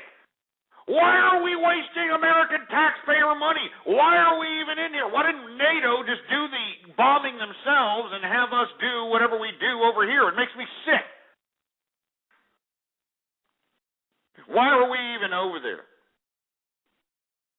That's what I want to know. I mean, is somebody that's sitting over here that disagree, why don't you sit here and attempt to, facilitate that in a more concise manner? I'm going to take some calls here, all right? There were some people on the damn switchboard, but now they kind of hung up. But I want to hear from you. I mean, what do you think? NATO has already admitted that they don't have the military power, and they're not apologizing for the Libyan rebels that they bombed the hell out of. All right, so I want to hear from you. I mean, what do you think about this? What in the blue hell do you think about this? 646-652-4869. Let's take some callers here. Area code 213. Are you there? Yeah, baby. I'm here. I thought I'd give you a call on Ball Friday, baby. I'm over here. We about to throw a party up on the Ave. You know what I'm saying? We got hoes, we got beer, we got liquor. I mean, we doing it good. We doing it good for Ball Friday, goes. Hey, hold on. Hey, take my kid. All right. All right, my boy's taking my kid into the back room because I want you to hear something. Go see. We sitting here right now. We smoking a blunt, listening to your show because that's how we get down into 213. And I want to say, everybody that's listening to Ghost on Bottle Friday, say yeah. Yeah, what the Ghost, hell right. are you kidding me? Or what are you thinking? Are you trying to be a rapper now or something? First of all, that aside. Why are you giving your kid to some homeboy? And secondly, why are you smoking blunts around your child? I got my kid back. I just gave him to him for a second, Ghost. But I mean, he's young. I mean, we're not blowing him shotguns or nothing like that. We just chilling, Ghost. He crawls on the ground, so he stays away from the smoke. The smoke rises up to the ceiling. Yeah, but, he's still getting a contact buzz. Don't you think he's getting a contact buzz? I mean, don't you think that's probably why he's crying? Hey, if he was getting a contact buzz, you think he'd be crying like this, baby? You think he'd be crying if he had a buzz like this? I agree with you. I agree with you, but at the same time... He'd be taking a nap, Ghost. Well, at the same time, though, he could be, one of those kids with some screws loose. He could have been born crack addicted, and, whatever is supposed to make him docile is making him hyper, and whatever makes him hyper makes him docile. He could be one of them bipolar freaks or something, Nah, baby, no. Hold on. First of all I do is drink and smoke. The only drugs I consume, God produces. You know what I'm saying? Like, I don't fuck with the man-made shit. You know what I'm saying? Hey, you need to check yourself, Ghost, because you're wrong about that. I'm wrong about that. Myself. I think you need to check yourself. You're a guy that is smoking blunts around your kid. You're, drinking Cisco, putting a little bit in his bottle, and then feeding this kid rib meat. You are feeding a baby rib meat. I mean, can you get any more disgustingly, slovenly, and more entitlement-ridden? I mean, good God. I mean, look, every time it's crime. I mean, I don't understand it. But let me ask you a question, Ghost. You talk about how I put a Cisco in my baby's bottle so he'll go to sleep. You never put a little whiskey on your kid's tooth when he was teething to numb the pain? No, I didn't. I never gave my kid any of that stuff. No, absolutely not. Oh, well, I'm going to tell you and your listeners right now, if you got a baby that's teething, put a little Jack Daniels on his gum, maybe that baby won't cry no more. What are you talking about? You can't tell people to do that to their baby. You can't tell people to numb their gums with Jack Daniels. What kind of advice are you giving to these people? I'm giving them good advice, baby. That's a home remedy. Oh, Jesus That's a home. Christ. Oh, this is horrible. Do you have any shame, sir? Seriously, this is just disgusting. You can't be telling people that, somehow it's a home remedy to put Jack Daniels on your kid's teeth that hurt. Yeah, baby, look it up on Google, baby. Look it up on Google. I'm not the only person in the U.S. who does it. That's a family tradition. A family tradition? I guess, are you related to Jack Daniels or something, or what? No, baby, no. I mean, any whiskey will work. Jack Daniels is just my favorite. You want to use some Evan Williams? That's fine. I don't care. You want to use some Buffalo Trace? I don't care. That's all good too, baby. Just a little whiskey on the gum. That baby will stop crying. It'll be like that toothache even coming in. You won't even have to pull your Medicaid card out, baby, to take him to the doctor. Ah, Jesus Christ. Don't even go there with the Medicaid card, man. Seriously, all right? I mean, it's one thing for you to be giving out medical advice about putting whiskey in kids' and babies' teeth, but for you to be sitting over here rubbing more in the faces of capitalists that you're collecting off the government dime is sick. You can't do that. All right? Enough of you bragging about you collecting social services. Maybe I'm just being a capitalist like you, baby. You are not being a capitalist. You are not a capitalist. Stop it. You always get so mad when I make my money, Ghost. Man, that shit's pissing me off, Ghost. I'm making You're my not money like making you. money. You're making our money. We're giving you money. The taxpayers are giving you money, you ungrateful, stupid little fat prick. Fuck that. I earn that shit. That's my money, Ghost. That's my money. How are you earning it? How? Explain to me in an actual, concise process how you're earning money that you're collecting from taxpayers. Oh, Jesus Christ, with that freaking kid already. Put a cork in that kid. Put a cork in that kid already. God damn it. You know, the way I look at my government assistance is I'm just getting paid for all the hardships that my ancestors endured, baby. It's like reparations to me. Reparations? What are you talking about, reparations? You can't pay reparations to it. You can't pay reparations to a dead guy, so, you know,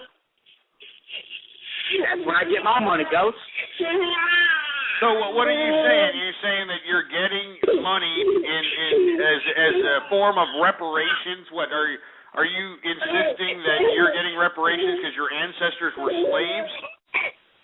Yeah, baby. See, the government don't like to talk about that kind of stuff, and it's kind of hush-hush, you know, but that's the reason they hand that money out.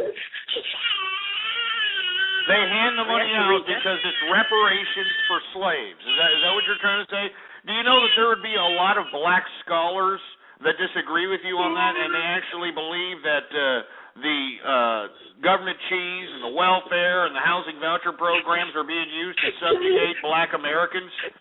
And you're sitting here saying that, it's reparations, baby. It's not reparations, man. It's subjugating you. Don't you believe that? Nah, baby. Those people you talking about, those quote-unquote black scholars, they ain't nothing but some Uncle Tom niggas, in my opinion. You know what I'm saying? You're calling educated black men Uncle Toms. They some house slaves. You know what I'm saying? All right. That's about enough. They ain't out in the field picking corn like me, baby. Oh, screw it. Get this idiot. Get him off. Good God. Get this idiot off, for Christ's sake. I mean, are you hearing this crap? This idiot actually believes that all the government cheese and all the crap that he's getting is reparations, for Christ's sake. I mean, are you kidding me? It's unbelievable. And then when I try to, say that there are black scholars that say that these types of entitlements are being used to subjugate black America, he pulls out the race card saying, yeah, baby, he Uncle Tom, baby. Those are Uncle Toms up in there, baby. You understand what I'm saying? He Uncle Tom. Oh, Jesus Christ. You see, this is what's holding black America back, in my opinion, you know? This whole idea of Uncle Toms. And I also hear that there is an epidemic of, like, blacks hating on blacks. Like, really, really dark-skinned blacks hate light-skinned blacks. And they, like, hate on each other in the workplace, and they hate on... I'm not joking. This is like a new epidemic. I'm not trying to, make light of this. I'm sure... I mean, it's bad enough that blacks have enough racial repression because of the stereotype that encapsulates their community. But now they're hating on each other, for Christ's sake. They're like, man, look at him, man. He's going out there with his yellow skin, thinking he all this and all that, man. Look at him. He's sitting over there thinking he a cracker. He ain't no cracker. I kid you not, man. I'm not joking. I kid you not. I am not joking, all right? Anyway, I'm sorry, folks. I didn't mean to get off keister there. This... Anyway, I don't want to get into it. Anyway, 646-652-4869. We were talking about how NATO is admitting that it doesn't have the military power to aid rebels to overthrow Muammar Gaddafi, and also refused to apologize for bombing the rebels that we're supposed to be taking care of in a bombing effort when we gave control of the military theater in Libya to NATO. NATO doesn't want to apologize. They're like, we killed a couple of, camel jockeys out there in the sandbox, and, we don't want to apologize for it. That's not what we're going to do. No, we're NATO. We're NATO. We're not going to do this. Anyway, we're going to move on to another subject matter. Anyway, folks, I want to talk a little bit about Syria because, once again, we like to talk about where people are getting killed to let everybody know in America that are pissing and moaning that they need more money from the government. That, yeah, I need more government cheese, and I'm poor in America, baby, and I'm suffering. I'm suffering, baby, and I'm suffering over here in America. I like to, say all the strife, or at least highlight the strife that's happening in the international community, so that people out here that are claiming that they po in America can sit here and say, hey, luckily I'm not living in a situation where I'm being mowed down in the middle of the streets by government authoritarians and totalitarians, for Christ's sake. And that's exactly what's happening in Syria. You know, we've been saying that Syria has been consistently killing people in the streets. I mean, 15, 10, 20. I mean, today it's over 20.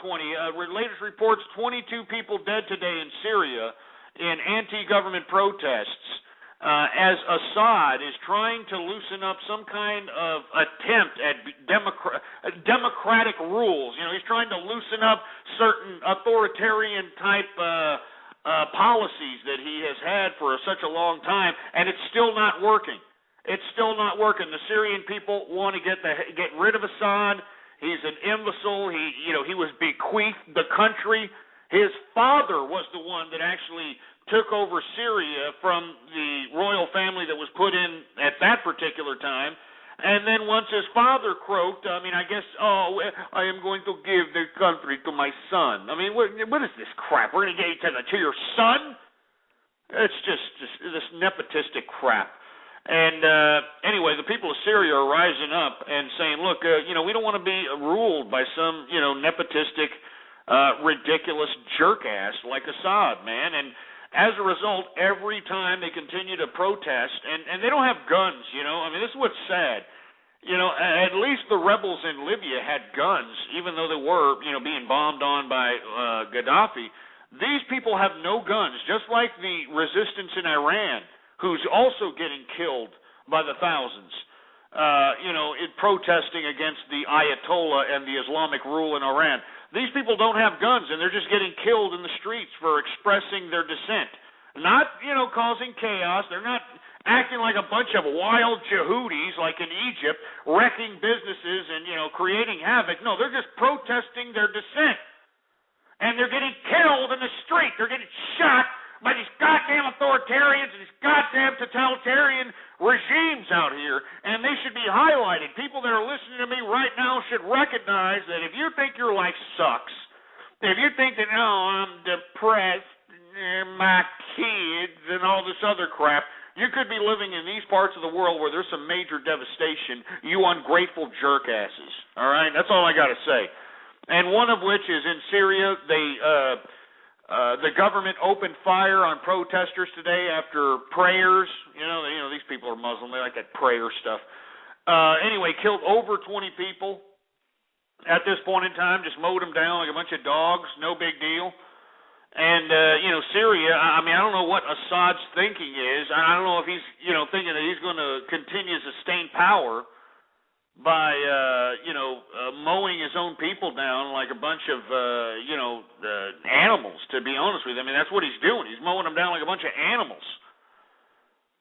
And these people are just, voicing their dissent in protest. It's just not like violence in the street. I can understand when you got to implement martial law, when you got an Egypt situation, when you got a whole bunch of Yehudis out there jeopardizing the goddamn civility of regular society. And what is the jeopardizing the legitimacy of regular society? That's people that just want to live, that, got their houses and their kids and their children. Their safety is being jeopardized because these people are going out looting, they're going out robbing, they're going out raping. And this is when, in my opinion, martial law is more than justified. Not to mention martial law, but, if you happen to be a private citizen and you have a neighborhood, you should take it upon yourself to go around the neighborhood and let everybody know who has gats. Everybody in the neighborhood that has guns, the men and the older boys should be going on standing guard throughout the block if some unrest like that was to be afflicted in your area, to make sure that your block was going to be protected because you've got gats, and anybody who tries to penetrate your perimeter, they're going to get killed. All right, and that's all there is to it. And let me tell you, there were people like that in Egypt that were, trying to do that, but, there's just a lot of Jehudis, in the midst of, mass riots and looting. I mean, these idiots all just, took mob mentality. It's disgusting. But, Syria, all they're doing is protesting and having political dissent, and they're being killed. They're just, open fire, and they're killing about 20 people, for Christ's sake. It's horrible. And we're supposed to just accept this like, we got Libya over here. We got Libya. Jesus Christ. Anyway, let me go ahead and open up another beer here. Where's my Where's my bottle opener? Oh, here it is right here. Here it is right here. Let me go ahead and open up this bottle of St. Pauli Girl. Oh, yeah. That's what I'm talking about, baby. All right, it's Baller Friday, baby. Baller Friday, and I want to say cheers to everybody out there. Let me give some shout-outs to everybody who's listening in. What's going on, Sereno?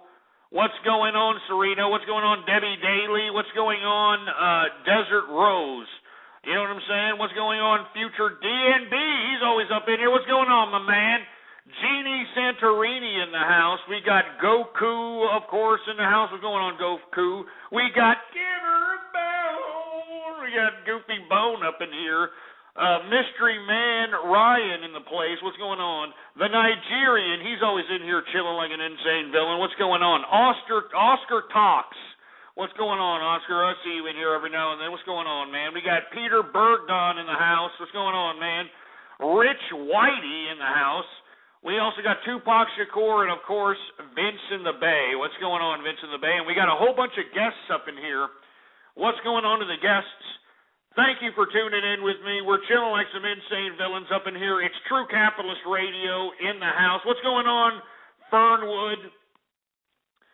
We're in effect and we're in the house. I want to say cheers to everybody out there who's chilling with me right now. It's Baller Friday.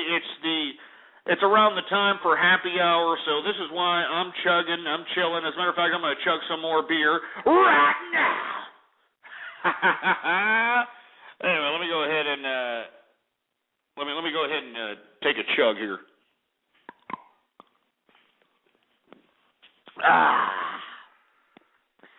Whoo, yeah, that's what I'm talking about, baby. Oh, yeah, St. Pauli Girl in effect in the house, huh? That's what I'm saying. Anyway, let's take some calls here. I want to hear from you, all right? We're going through all this bad news. I want to hear from you. 646-652-4869 is the number to call here. Let's take a call. Pineapple Meister, are you there? Pineapple Meister? Dick, your ass. Baby, fuck me, and you fuck me till you come on me. Big boner. I'm going down. Your ass. And I just can't believe my first boner. Now my baby. Fuck my ass. All right, that's enough. Get him off. Are you kidding me? Are you kidding? Is everybody hearing this disgusting, despicable garbage? I mean, this is the kind of garbage I get, for Christ's sake. Jesus Christ.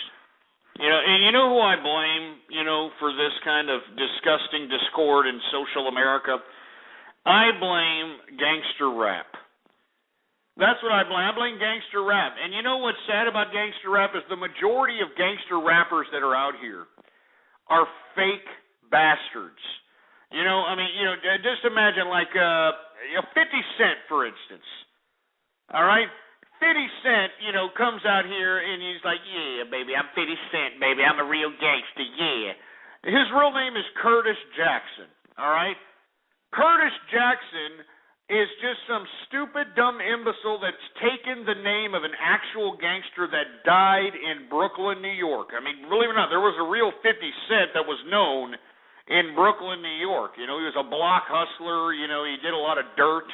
Once 50 Cent died, the real 50 Cent, Curtis Jackson, decided that, he was going to take the tag name of 50 Cent and start releasing, rap albums in the name of 50 Cent, for Christ's sake. Do you understand what I'm saying here?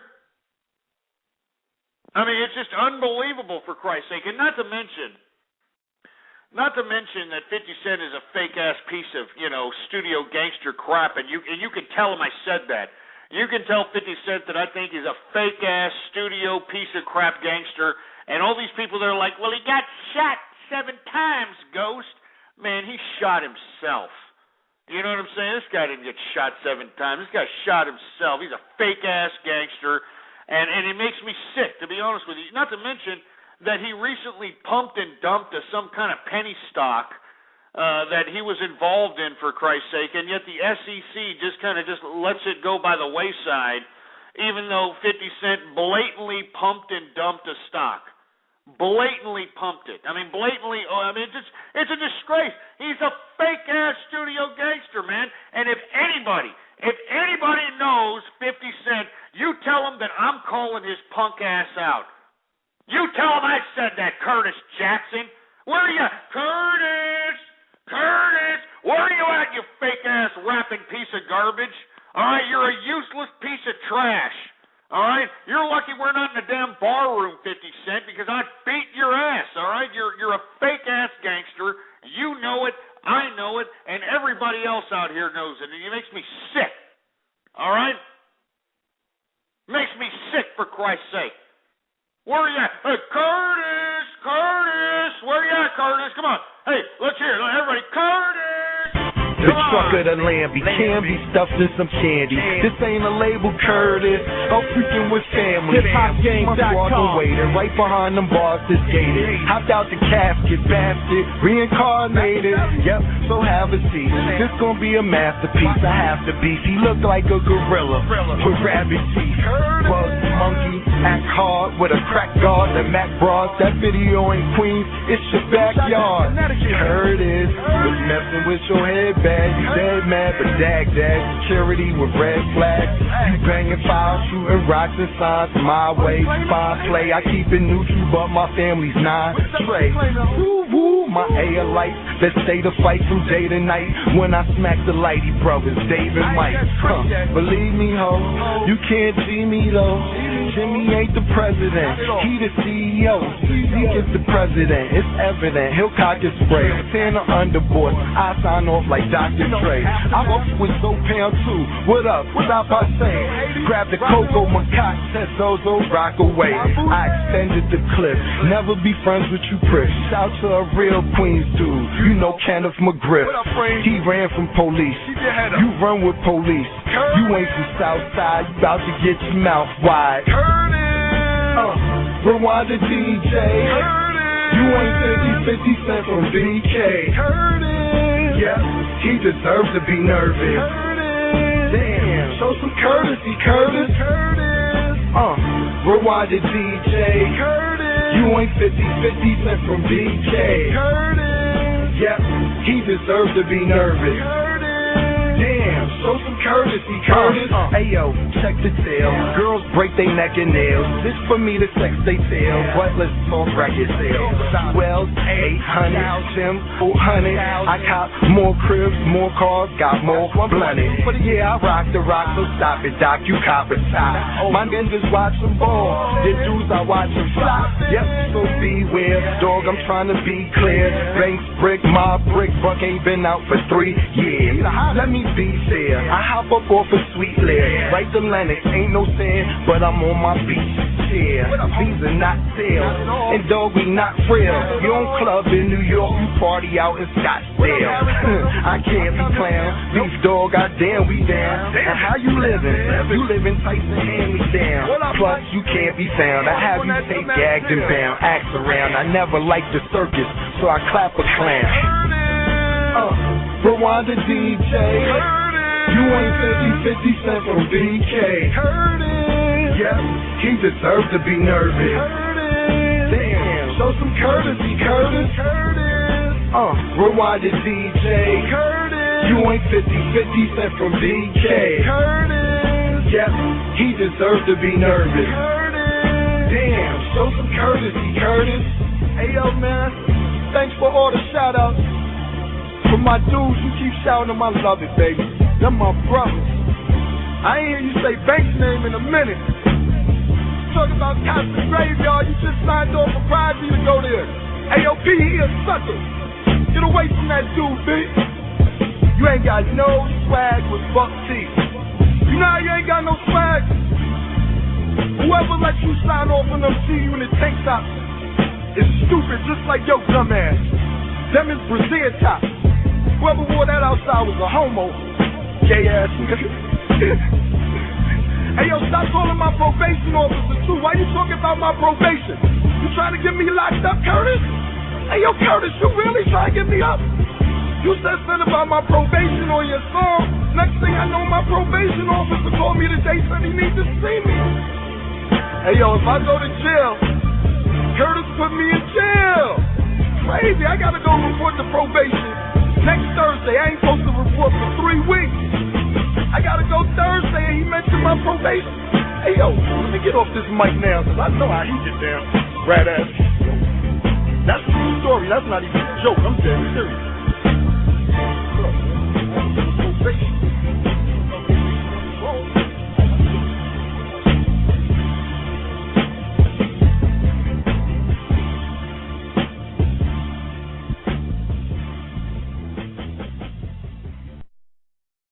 You're listening to Ghost on True Capitalist Radio.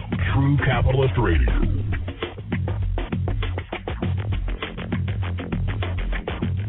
All right, we're back. That was a little bit of Cameron. You know what I'm saying? Cameron Curtis. You know, I mean, the only reason I played that song, man, is because I'm sick and tired of seeing this disgusting piece of garbage, 50 Cent. Being shoved down our hole like he's some sort of real legitimate gangster, when I know, and anybody who knows the game knows, that this guy is a disgusting disgrace. He is a studio-ass gangster, and anybody in the gangster rap game that's in the mainstream is a fake-ass studio gangster. All right? And you can tell them I said that. Do you understand what I'm saying? And it doesn't matter what gangster it is. Anyway, 646-652-4869. We were talking a little bit about how the Syrian government has opened fire today on anti-government protesters, killing over 20 people. Once again, this has been consistency when it comes to murdering people. But let's move on to another subject matter since we're talking about murder. The UN reported today that they have found almost 1,000 bodies in the Ivory Coast situation as the major unrest in that country continues. We've been talking about the Ivory Coast for several months as it relates to the commodity cocoa, because Ivory Coast is the world's leading producer of cocoa. And now it's just getting, unbelievably disgusting. I mean, they found bodies that look like they were buried alive. Reports are coming out that they say they found bodies that were thrown into well holes. This is just a disgusting disgrace. And, what's really sad is that the reason these people are killing each other in the Ivory Coast is over politics. You got Laurent Gbagbo that doesn't want to step down as the president of Ivory Coast, all right? And you've got the opposition, trying to take power because they tried to have some kind of democratic election in that period, and this is what's causing the civil unrest. I mean, you've got a mass exodus out there of at least 1 million, at least at this point, over 1 million people of the Ivory Coast entering into Liberia. It's becoming a major refugee situation going on in this particular part of the world. And given the fact that, the current Obama doctrine, or what is being adopted as the Obama doctrine, is one where America is going to intervene whenever there's slaughters or whenever there's, major masses of crimes against humanity. I can't think of a more prime opportunity to show how humanitarian America is by going in and trying to halt this disgusting Ivory Coast situation. I mean, Laurent Gbagbo is hiding out in a goddamn bunker. Excuse me, I've been sipping the sauce a little bit, so you got to forgive me. He's laying in a bunker in the capital of the Ivory Coast, for Christ's sake. I mean, it makes me sick. You know, it makes me sick to my stomach that, we're still hearing about murders and mass genocides and mass murders going out here in the Ivory Coast, and yet it's falling on deaf ears when it comes to this mainstream media of ours. You don't hear about it at all. At all. You want to know why? Because we're so infatuated with the Libyan situation. Even though NATO is bombing the hell out of the rebels that we're supposed to be protecting, makes no sense. Nothing makes any sense. You want to know why nothing makes any sense? Because the American public sucks. All right? I mean, I hate to say it. I hate to keep reiterating it. But let's be honest, folks. The American public sucks. And it's really unfortunate that they just can't pull their heads out of their clogged up colon holes and realize that, hey, I have to take a certain element of responsibility if I want to remain free. If I want to be a free person, then I have to take a political, an economic, and social responsibility when participating in society. But, of course, that falls completely on deaf ears when you try to go out and look at any segments of society. These people don't know what civility is anymore. They don't know what civility is anymore, for Christ's sake. It's horrible. It's disgusting. And, to be completely honest with you, the United Nations, like I said, they're reporting out of the Ivory Coast that they're uncovering almost 1,000 bodies due to this political unrest that is happening in the Ivory Coast. It just reminds me of how sick humanity can be.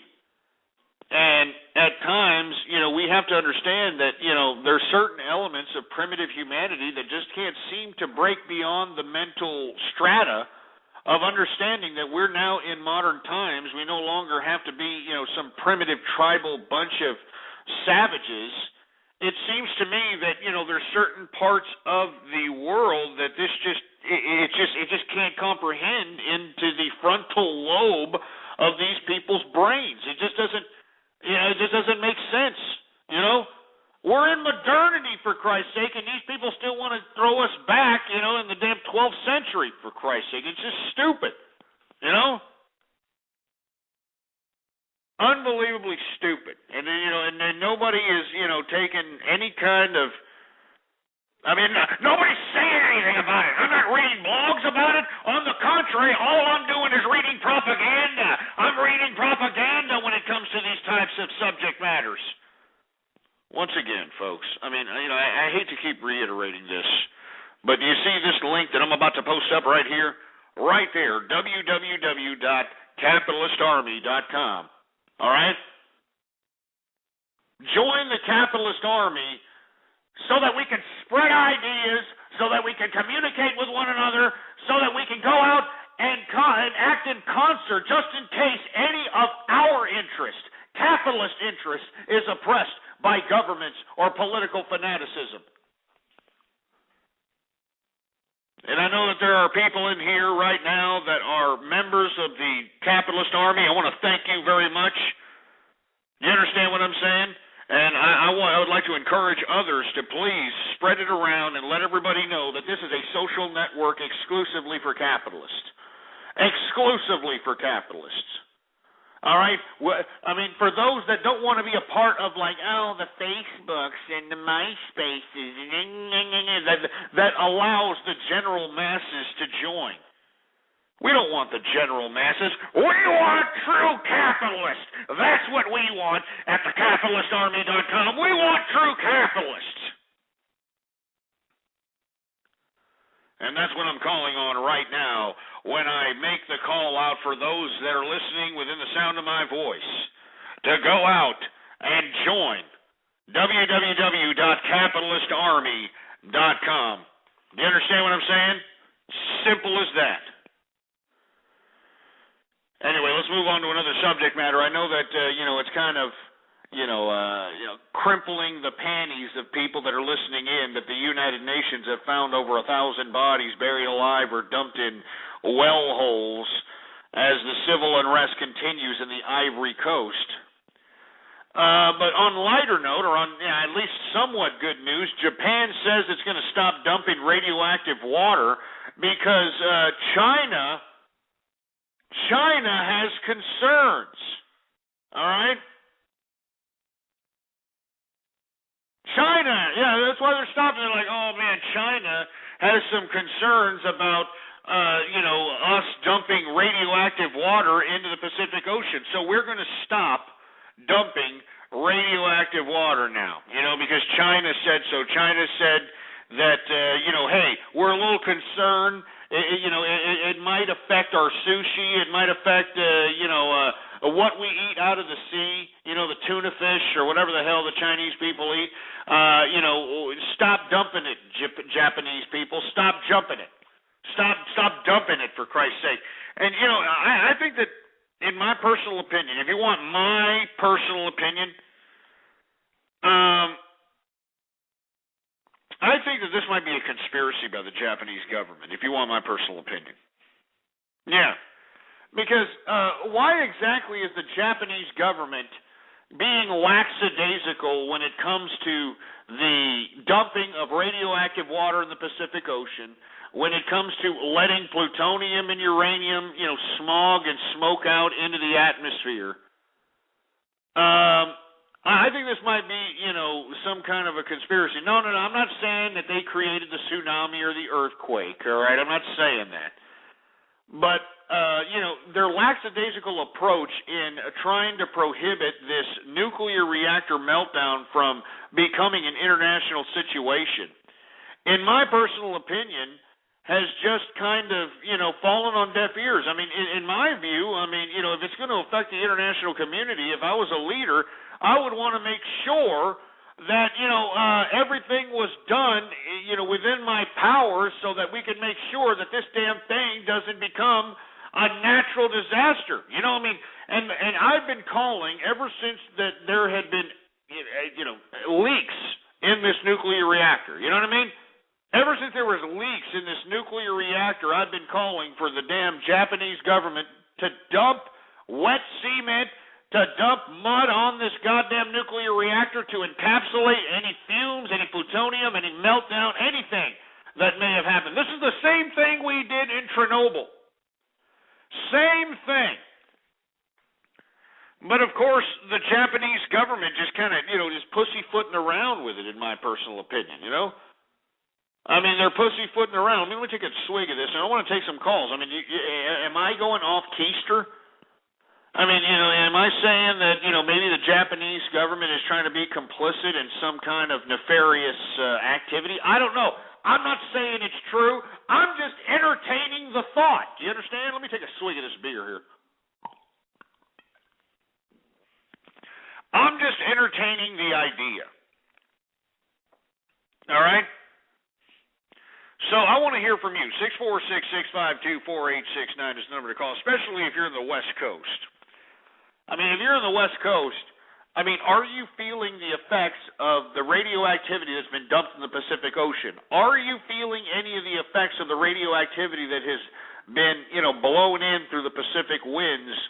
Are you feeling any of the effects? Now, we are finding radioactive traces as far as Iceland. So the entire United States has been exposed to radioactive levels of substance in the air.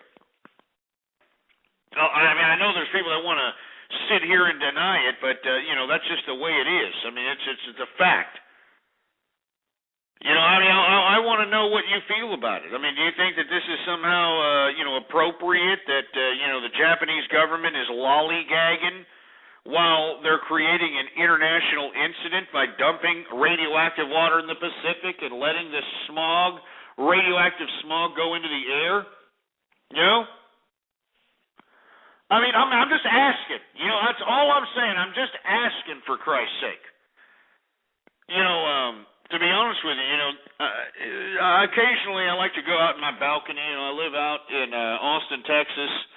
I live in a nice high-rise condominium, man. You can oversee the city, man. Beautiful view from my place. Sometimes I like to just go out and, kick back, maybe smoke a cigar outside my patio, and if not do that, at least just kind of kick back and look at the city, maybe have a beer, take a breath of fresh air, and since I've been doing that, I kind of think that, we are being exposed to some kind of radioactivity or something in the air, man, because And it's definitely Japanese. You know, it's definitely something Japanese because, you know, every time I take a whiff, you know, every time I take a whiff, I just have this like unbelievable urge to eat sushi. You know, I mean, I don't know. Maybe I'm just making more of it than it actually is. But you know, when I take a whiff, you know, of the outside, you know, in America here, I'm in America. I'm not out here in Japan. I just take a whiff and you know, I want to start watching anime, you know, and you know, you know, start taking pictures of everything. You know what I mean? I'm serious. I mean, I'm not trying to make light of the nuclear situation, but because of the lackadaisical approach of the Japanese government to contain the nuclear fallout, I think that there might be something in the air here. Because you know, I mean, I want to start eating with chopsticks. I mean, good God! I mean, what the hell's going on, man? What is Japan doing to us? What is the Japanese government doing to us, exposing us to this crap? You know? I mean, what are they doing, for Christ's sake? I mean, I think I'm turning Japanese, for Christ's sake. How about you? Are you turning Japanese?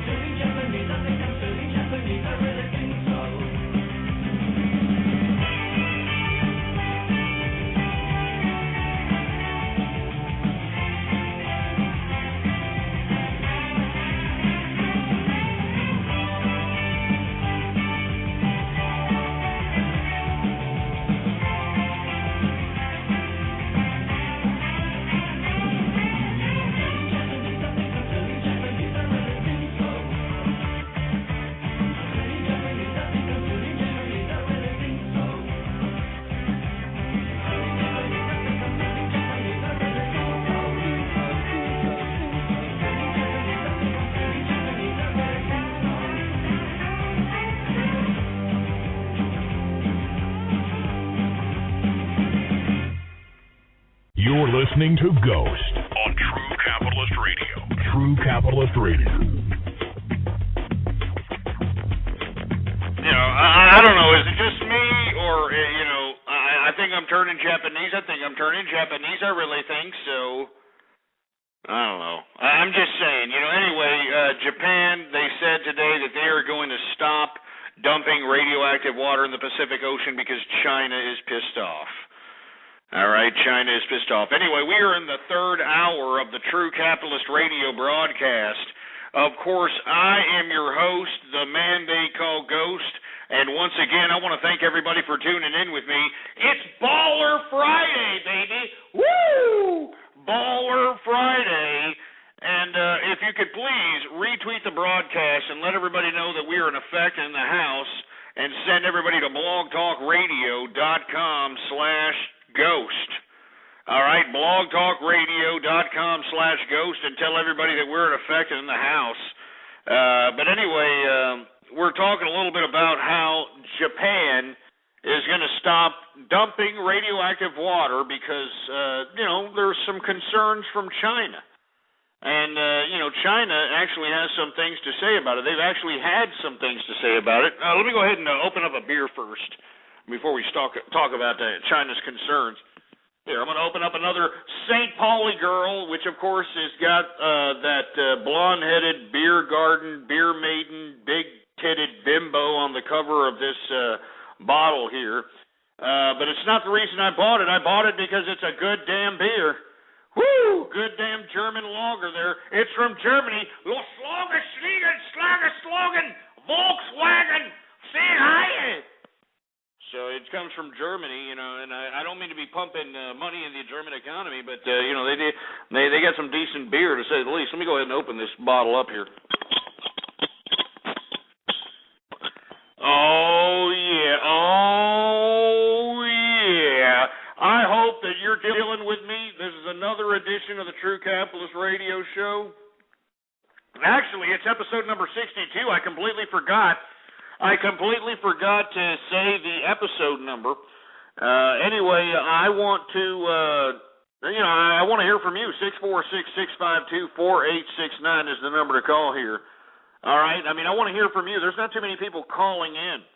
You know, everybody's just kind of, you know, sitting back on Baller Friday, probably consuming on their best alcoholic beverage, and if not, probably another intoxicant that is illegal in the realm of substances to intoxicate. So, anyway, I want to hear from you folks, 646-652-4869. I can see that we've got some drama going on in the chat room. I mean, you know, if people really have drama in the chat room, give me a call, 646-652-4869, so we can talk about it. But once again, Japan, I think I'm turning Japanese. I really think so. Japan is finally stopping itself from dumping radioactive water into the Pacific Ocean. Let's see what people have to say about it. Let's take some calls here, shall we? Area code 850. You're on there. You there? Yes. How's it going? How's it going, man? What you up to? What's going on? I'm just chilling, man. I was just listening to your show and enjoying it. Been listening. Yeah. Do you have anything to say about any of the things we've talked about? What's going on? Yeah, I was listening to you about what's going on in the Ivory Coast and Japan and all that stuff, and what's going on in Libya. I just wanted to say that I think the main reason why we're having a lot of problems in America is because the Small Business Administration is not giving out loans. There's people out here that have $500,000, $100,000 in assets, and they can't even get a small business loan. So if you can't get loans or fighting wars in different countries, how are we going to promote businesses? Well, you can't get a loan. You got assets of like $100,000, $500,000. You're not getting loans out here. Well, explain. Well, my aunt, she's a bank manager. She can't tell me names or anything, but she can talk to me, discuss certain stuff. And she was telling me that they're getting about 300 to 400 people a month in a small town that want to get small business loans, and they all have $400,000 in assets. And just most of them have about $500,000 to $1 million. They've been working their whole lives. They're in their late 50s. They're losing their jobs. They're wanting to start a business, but they can't start a business because the Small Business Administration is not giving out loans. So there's not enough businesses being promoted. That's why I was looking at a channel on YouTube called Turtle Purple 09. The guy's saying that a quarter of our college graduates are out of work. You know, because we're out there. Absolutely. I've been calling that for the past 4 or 5 years. I mean, absolutely, the college graduates are taking it pretty hard here in this economy. But you know, as a capitalist, one shouldn't be just dependent on the Small Business Administration for capital. Not to mention, if banks in America aren't giving out capital. I've advised people on my show that maybe they should look into international banks. Because believe it or not, international banks are willing to give out capital at even better rates than America, depending on what part of the world that you're that you find a bank in. And another reason why they're probably not giving out loans is because they've got all this capital in liquid. It's in the bank in a savings account. And in my personal opinion, I think that what people should be doing is putting it into some kind of an asset, whether it's an equity or a piece of property or, something. I mean, gold is now being taken as collateral by banks. J.P. Morgan has taken it as collateral. You need to put your liquid in these types of diversified assets so that they can be more attractive to private institutional banks that will be more willing to give loans out, based upon putting up these types of assets as collateral. Because right now we're in the midst of a government shutdown here at midnight, and if the government shuts down, that means that there's not a negotiation that's appropriate, and they're going to continue to spend money. If they continue to spend government money, that means that the value of the American dollar is going to continue to go down. So you've got people that are investors that would be giving out to small business, that would be giving out to potential entrepreneurs that are prevented from doing so because the entrepreneur has $500,000 in capital in the bank, every day goes by that this government continues to spend our money, it devalues the cost of the dollar. It devalues the cost. So this is why, in my view, you're probably having a lot of resistance when it comes to getting loans, is because you have to diversify your assets and put these assets up as collateral. I mean, capital isn't going to do it anymore. Just having like $500,000 in the bank, it isn't going to do it anymore because our currency is being completely debased by our government, and nobody seems to realize this.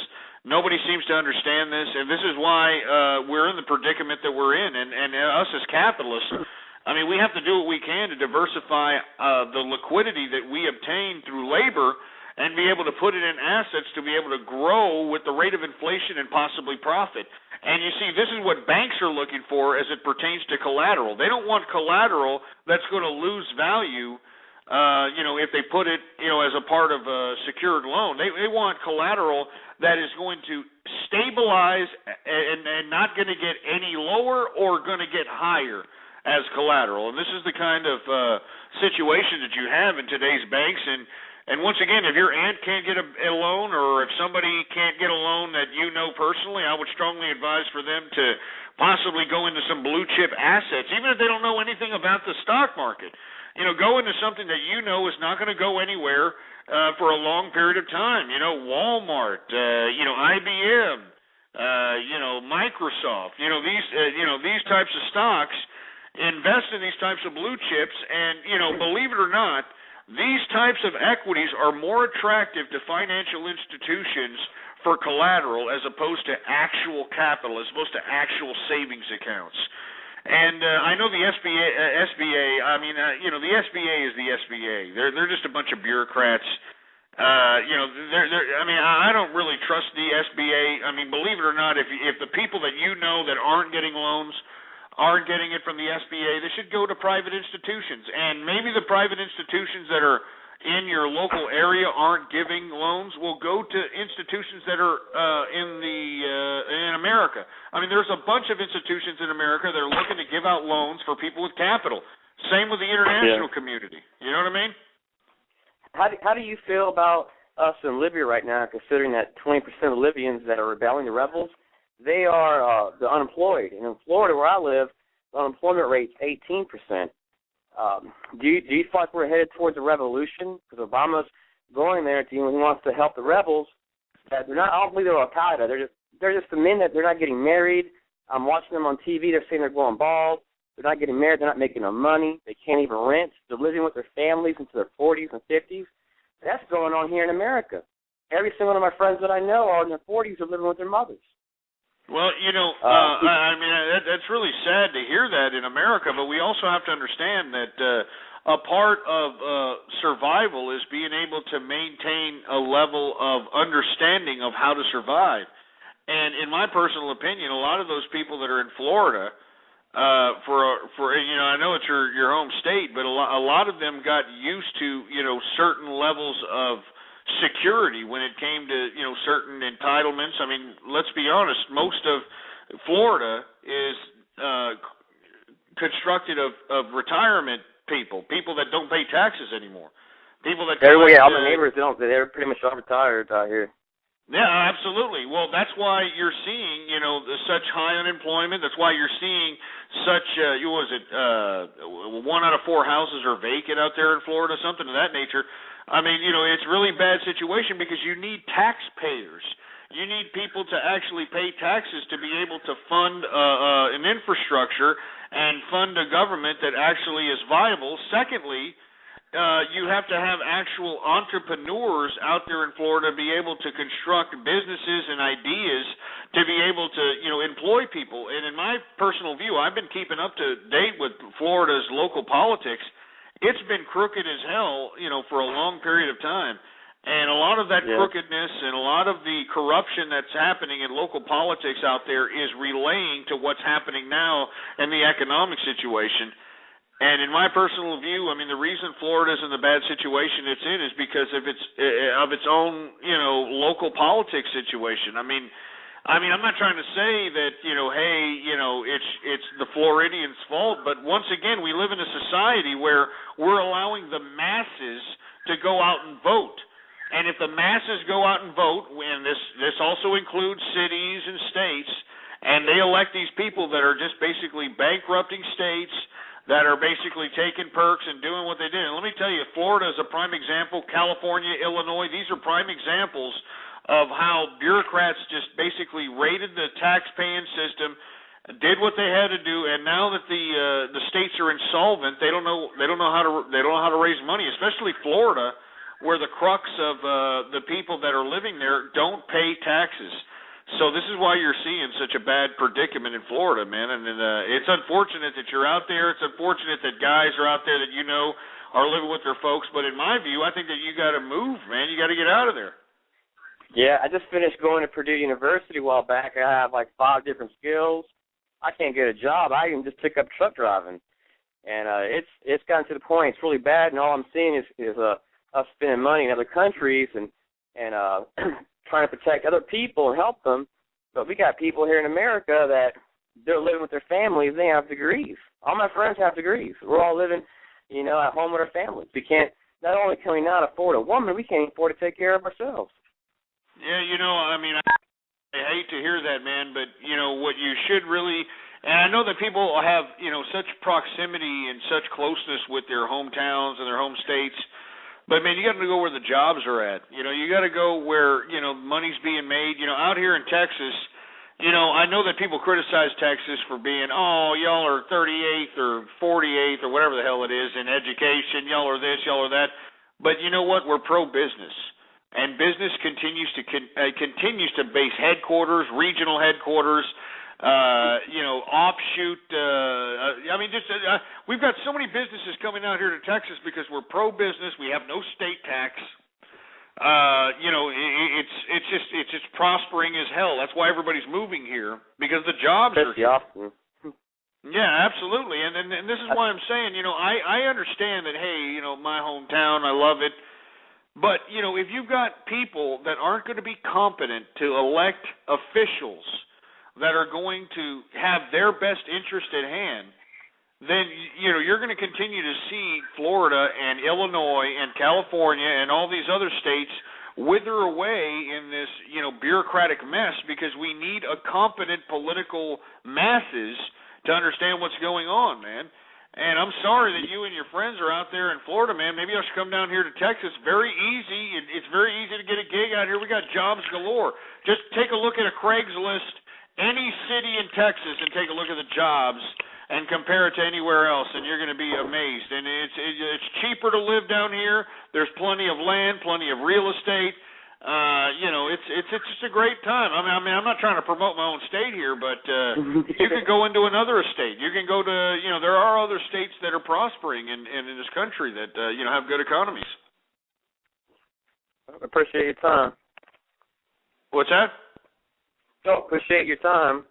No problem, man. And good luck to you, and I hope that everything pans out well for you guys in Florida, man. I know that there's a lot of young people that are suffering out there, and it's at the whim, believe it or not, of these old people, man. So good luck to you, man.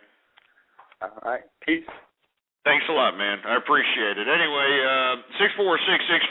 646-652-4869 is the number to call here.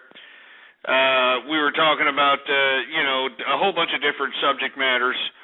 We were talking about how China is a little upset with, Japan dumping radioactive water in the Pacific Ocean.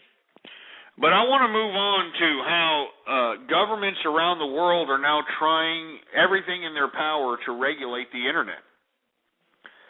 I'm telling you, I think that the Internet days of freedom are numbered, folks, and the only way that we can save it is through organization. But, as we've been discussing for the past few shows, the only true organization that we have in Internet is this Anonymous, and they're more worried about, the tax-free status of Scientology, than they are about, anything else. I mean, I hate to be ragging on Anonymous. I mean, they're well organized, they're well calculated, but, they're out here trying to stop Scientology. I mean, with all due respect, I mean, who gives a shit about, these idiots in Scientology? I mean, I hope that all those assholes in Scientology drink Kool-Aid and end up like the Heaven's Gate cult in some mansion somewhere. I mean, who gives a crap?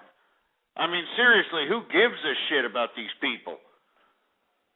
And all I'm saying is that, Anonymous, should really start gearing a lot of their targets towards subject matters of substance.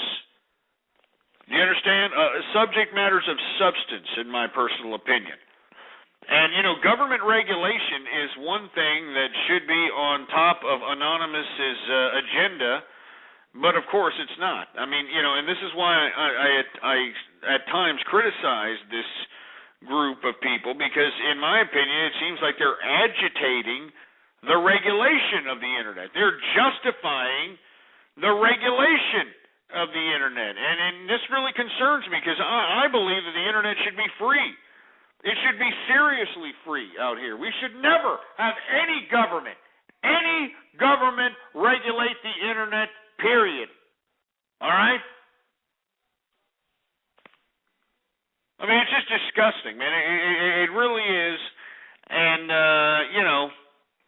I mean, instead of Anonymous actually going out and, targeting governments like Iran, targeting governments like, anybody who's regulating the Internet, anybody who's trying to stifle Internet freedom. But no, Scientology. Oh, yes, I mean, can somebody please from Anonymous give me a call right now and tell me why we should give two shits about Scientology? I mean, who gives a crap if a group of nutters believe that Tom Cruise is the alien Jesus of them? I mean, seriously, who cares? Huh? Who gives a shit? I'm sorry for using language out of it, but who cares about Scientology? Who cares? Seriously, man. I mean, can somebody give me a call right now? 646-652-4869. I mean, can somebody please explain to me why, we should give two rats' asses about Scientology? Nobody gives a shit about Scientology, man. Scientology is a joke.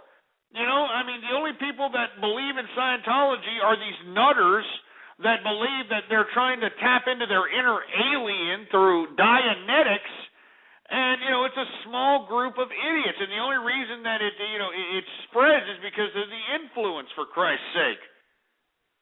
Oh, my God. I got a response here. It says, Scientology brainwashes people into handing out their finance and breaks up families with their disconnection policies. Okay, Exelos, that's a very well thought out and very concise, rebuttal. But, I say to you, who gives a shit? I mean, I'm sorry. I mean, who cares? I mean, this is a free society. I mean, isn't that a part of being a free society? That if you're just some imbecile that, falls in line with some cult and is going to give all your money and, take you away from your family, I mean, isn't that your right to do so, to be a nutter? Isn't that your right to just go out and say, you know what, I'm kind of, lonely, and, I'm vulnerable, and I'm stupid, and I'm pathetic, and I just don't know what I am. And, oh, look, Scientology, they're giving me some attention. They're giving me some attention, so I'm going to go ahead and donate all my money to them because they're giving me attention. They're giving me a social pipeline that I never had before. They're giving me feelings that I never had before. I mean, honestly, who cares? We've got the Catholic Church screwing children worldwide on a consistent basis, all right? All right, Anonymous, Exela, where are you at? I mean, why don't you give me a call, 646-652-4869, okay? I mean, we've got the Catholic Church screwing children. And, for you to sit over here as Anonymous and justify, oh, yeah, it's great, I mean, come on. I mean, it's just horrible. I mean, I'm just disgusted. And, what we should be doing, and this is why, anybody who tries to claim that they're for internet freedom, like Anonymous and 4chan and all these people, they should be targeting these governments that are trying to regulate the internet. They should be targeting Iran, which has blatantly and openly said that they have a cyber army that's attempting to cause discord throughout the cyber networks throughout the international community so that we can regulate the internet. Regulate the internet, for Christ's sake. Unbelievable. Unbelievable. But no, we're us on Anonymous, we're going to go out and protest Scientology. You know what this is, folks? This is some asshole who, formulated this whole Anonymous crap. And because his mammy or his daddy or his uncle or sister or brother or somebody got hooked up with Scientology, now all of a sudden he's asserting their own personal influence into a movement that should be about the internet. You see, this is what I can't stand. I can't stand about movements, because whoever's leading these movements, they always throw some personal goddamn, twist on the matter. It can never be about, the precise idea of what the cause is about. No, my mama got conned by Scientology, and she put all the money in there, and she went away from me, and it's not fair, baby. It's not fair. I mean, give me a break, man. Jesus Christ. I'm sorry. I mean, I don't mean to get off on that tirade, but I don't like people that infringe upon my internet freedom. I like internet freedom. I don't want governments to sit over here and say, give me a break, all right? Give me a break. All right? That's all there is to it. Let's be honest here. Let's do it for, if you're going to do all this crap, do it for a reason, Do it for a purpose. But no, we're going to allow people like the tech guy who know that, 13 and 12-year-old girls go to a certain place to get naked for Anonymous and 4chan. We're just, they're just going to permit this type of activity like, it's no big deal. Go ahead. Don't worry about it. But, no, Scientology. Oh, my God. What a bunch of crap, man. And let me tell you something right now. Anybody who's a hacker that's listening to me right now, what you should be concerned about is internet freedom. And if you want to stand for anything, if you want to have any kind of a purpose, if you want to have any kind of integrity, you should be targeting these assholes that are trying to jeopardize our internet freedom. Because this is the last source of freedom that we have. Our governments worldwide, no matter where you are in the world, are trying to oppress our freedoms. And you know it and I know it. And anybody who should be focusing on any of these targets, it should be about those that are jeopardizing internet freedom. Screw Scientology, all right? Who gives a shit? I mean, you know, oh, look, John Travolta, he's a part of Scientology. Who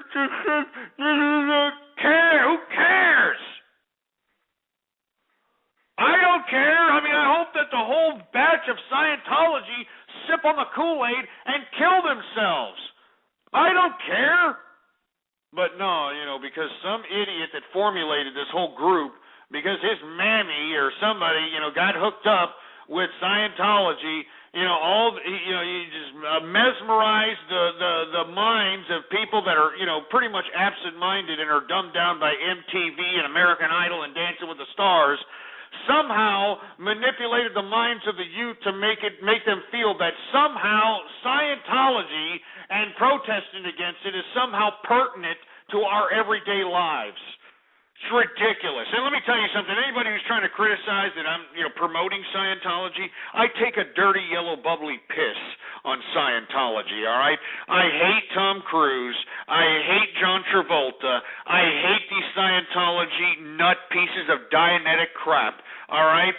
But, you know, to sit over here and just, oh, look at me, and I'm doing this. And it's a disgrace. I mean, you know, if I personally was somebody who believed in all this anonymous crap and, you know, goofed myself into believing that I'm supposed to protest for Scientology and then realized after listening to Ghost that, man, why am I really doing this? I mean, you know, I'd feel obnoxious about myself, for Christ's sake. I mean, if you want to make a true impact, go after the governments that are regulating the Internet. That's who you should be going out to, the governments that are regulating the Internet. But no, that's not. No, this is what we're going to do. We're going to go into Scientology. It's pathetic, man. It's utterly fucking pathetic. Excuse my French, but it's pathetic. Unbelievable, man. Unfreaking believable. Anyway, let's take some calls here. 646-652-4869 is the number to call here. Let's take some calls. Area code 408, you're on the air. Yo, Ghost, it's Baller Friday. Hey, what's going on? Is that Goofy Bone up in there? What's going on, man? You know, I'm over here giving bitches bones and, you know, fighting with the trolls in the chat room, but hey, what more can I do, Ghost? What the hell's going on with these people in the chat room, man? Why are they hating on you? Oh, you know, Ghost, because they can't seem to think that a Mexican could get rich by listening to your show. They think that whatever I say is all lies and all this other bullshit. So, like I told them in the chat room, you had proof on the tech guy. Let's see the proof you have on Goofy Bone. Let's see the proof. That's all I got to say. Talk all you want, but show the proof. You're pretty much laying it out on the table there, man. You're laying it out on the table. What more can I say, Ghost? I mean, come on. I mean, they got the tech guy good as dandy. I'm serious. They had the name, they had his address, they had his ugly face. Well, you know, who cares about names and addresses? It was the action that this bastard was participating in that was disgraceful. And hold on, before you go on, I want to replay that phone call that was tapped into, where Tech Guy talks about 4chan and Anonymous utilizing their position to be able to exploit 12 and 13-year-old girls into participating in sexual, pedophilic activity. And you see, I know there's some Anonymouses in here that are trying to justify their Scientology protest, which is a joke. But, you know, I would like for them to, you know, explain to me, you know, how can they can justify this. So hold on, Goof. Let's see how, I mean, just listen to this. And you hear it right from somebody's mouth that Anonymous and 4chan are involved in pedophilic activities. Let's hear this one more time. I just got to hear it. Hold on. Here it is. You have herpes, but you're on Valtrex and your asshole is clean. Hey, I just want to be your friend on Facebook. And like you're retarded. Sierra's best work. What is this? Oh, damn. Who's that? That's not Sierra. Hey, is that CP? That's Sierra. Oh, no, that's not Sierra. That's the girl in the chat. That's not Sierra. You guys are posting CP. You little bastards. I'm not posting. It's not. You fucking tried to trick me, dog. Wait, did somebody hang up? Yeah, Sierra left. Because I said it was CP? No, because he posted a picture of her. Oh, she got sad? Yeah. Who posted it? Wait, let me see. I posted it. She got mad. Fuck. Oh, no! Yeah, she doesn't like that shit. Wait, she's little. That was like 3 years ago. 120 pounds, maybe. She's like 110 pounds. Now we made her sad. She thought it was funny. She thought it was funny, huh? How did you find a pic of her back in the day? That's like her most popular thing. I was Googling pencil bait, and I looked up pencil bait on torrents, and then there was a torrent of her X-rated video, and I went to that, and I went there to the comments on the torrent. This girl is not 18 years old, and it's a picture of Sierra, because her video is the long, or she's like 11 or 12. She has a porn? Yeah. No way. Wait, how old is she? Dude, she was 12 in that, but she was 15. She was born in 2008. That girl looks like she's in middle school. Like, for real. She's a sophomore. She's 15. Why did she leave? Can she come back? I didn't post the video. No, I don't think she maybe will, but that shit fucks with her a lot. Guy who blackmailed her's in jail. Not for that one, but for another one that he did after that.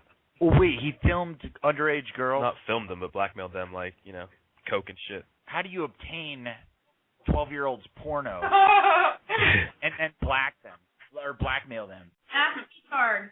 There's girls that go on cam on a site called stickam.com, and they go on cam and they expect everyone to be friendly, but instead everyone just asks for tits. They're like, tits or get the fuck out, and then they show up 4chan, and then they show them 4chan, and they're like, oh, 4chan is so cool, I want to get naked for Anonymous. And sometimes they get naked for Anonymous, and sometimes they get naked for blackmailers. It's like 3 a.m. in the morning when there's CPA on 4chan. Gross. Hey, yeah, man, it's really fucking savage. You didn't even know. All right, that's enough. Get it off already. All right. Now, you know, that's what I would like to, you know, that's what I'm concerned with when it comes to these so-called anonymous that try to claim that they're so for internet freedom, this and that, and yet, you know, they're so concerned with dumbass, ridiculous, Dianetic cult Scientology. And yet they've got Woody Allen butt-loving pedophiles. Woody Allen butt-loving pedophiles out here conducting themselves in their name. And, you know, they're supposed to be the big hackers. They're supposed to be the big dudes that are supposed to be like, oh, you're going against us, and we're going to throw a protest against you. You know, they recently threw a protest against Sony for GeoHot, you know, cracking the codec for, was it PS3 or whatever the hell it is? Oh, yeah, that's great, but, you know, why don't you do something that's, you know, a little bit more productive, a little bit more substance? You know what I'm saying, Goofy? You know, Ghost, the funny thing is these guys, they think it's all fun and games, but when they go in like, the county jail or, say, the prison, and they start mentioning stuff like that, they'll get beat down with socks and soap, you know what I mean? It's like, what they're doing, that is completely unhuman. That is straight nasty. You shouldn't even be thinking of that. You know, little kids are little kids. You know, you should be thinking about older women banging out old broads. You know what I mean? Like banging out over 18, man. I mean, at least over 18. Yeah, something like that. But and it's really sad that that we've got this anonymous over here that's supposed to be so influential throughout the internet, and yet. What they're, using their energies, and they're so proud of doing this. Oh, look, we protested against Scientology. Who gives a shit about Scientology? I mean, can somebody explain this? Who gives a crap? You know what, Ghost? You know how much money Scientology makes a year? Who cares what they make a year? I mean, do you understand? Hold on. Do you understand that, if people, this is a part of a free society, okay? If people are stupid enough to go in and become cult members to whatever cult, and they give them whatever, all their money, and they want to disconnect themselves from their family, who cares is what I'm saying. And I know they make a lot of money. I know that they're influential. But who gives a shit? You know what I'm saying? I mean, we got the Catholic Church who has been screwing kids all over the world. I find it funny that they had this polygamist out here in Texas. He had a compound out here, whether it's Jebs or whatever the hell his name was. Some polygamist that was on the FBI most wanted list. Oh, the FBI most wanted list because apparently he banged some 14 or 15-year-old in his little polygamous cult. Do you remember this guy, this polygamous cult guy that they got? He was America's most wanted, the whole nine. Do you remember this guy? Yep, I remember him. Yeah, and you see that because he was alleged that he was, banging a 13 or 14-year-old, man, he was on America's Most Wanted. I mean, everybody, was trying to get him. Here you've got the Catholic Church in, everywhere across the world. I mean, not just in America. I mean, millions in America, all over across the world that have been openly abused. It's been proven that they've been abused. And where's the federal government for the most wanted for the Catholic Church? Where are they at when coming in and raiding the Catholic Church for potential more victims or documentation? Nothing whatsoever. So what I'm saying to Anonymous is that spare me the stupid rhetoric that you're, trying to conduct, some sort of protest against Scientology. I mean, who gives a shit about Scientology? I mean, there are so many other things to be focusing all this energy on. But you know what this comes down to? It comes down to whoever started this stupid little organization, their mammy or their daddy or somebody that they knew got, fell victim to this stupid cult. And now everybody that they have manipulated into believing that this Anonymous is for some good cause or something, they have manipulated these people into believing that, we should go out and, fight Scientology. Even though who gives a shit about Scientology, man? Who cares? Who cares, for Christ's sake? Exactly. It's just a waste of human life. It's just like having Facebook and being loyal to it. Scientology is nothing but a bunch of idiots loyal to something. I know. I mean, you know what? I'm glad that there's Scientology so that they could separate the nutcases from everybody else, man. I'm sick and tired of people trying to justify people's nutcase impulsive reactions.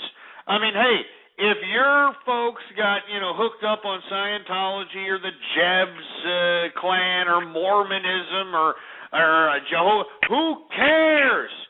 You're stupid. You know what I mean?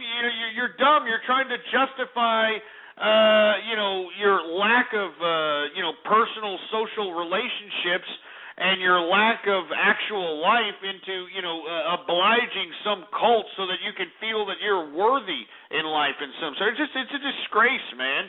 It's an utter disgrace, and I just wish that, the people that are anonymous that are actually doing the work, that are actually jeopardizing themselves and putting themselves at risk for incarceration for whoever in the hell's putting out these despicable, disgusting Scientology attacks, I hope they think twice and realize, hey, I could go to prison for this shit.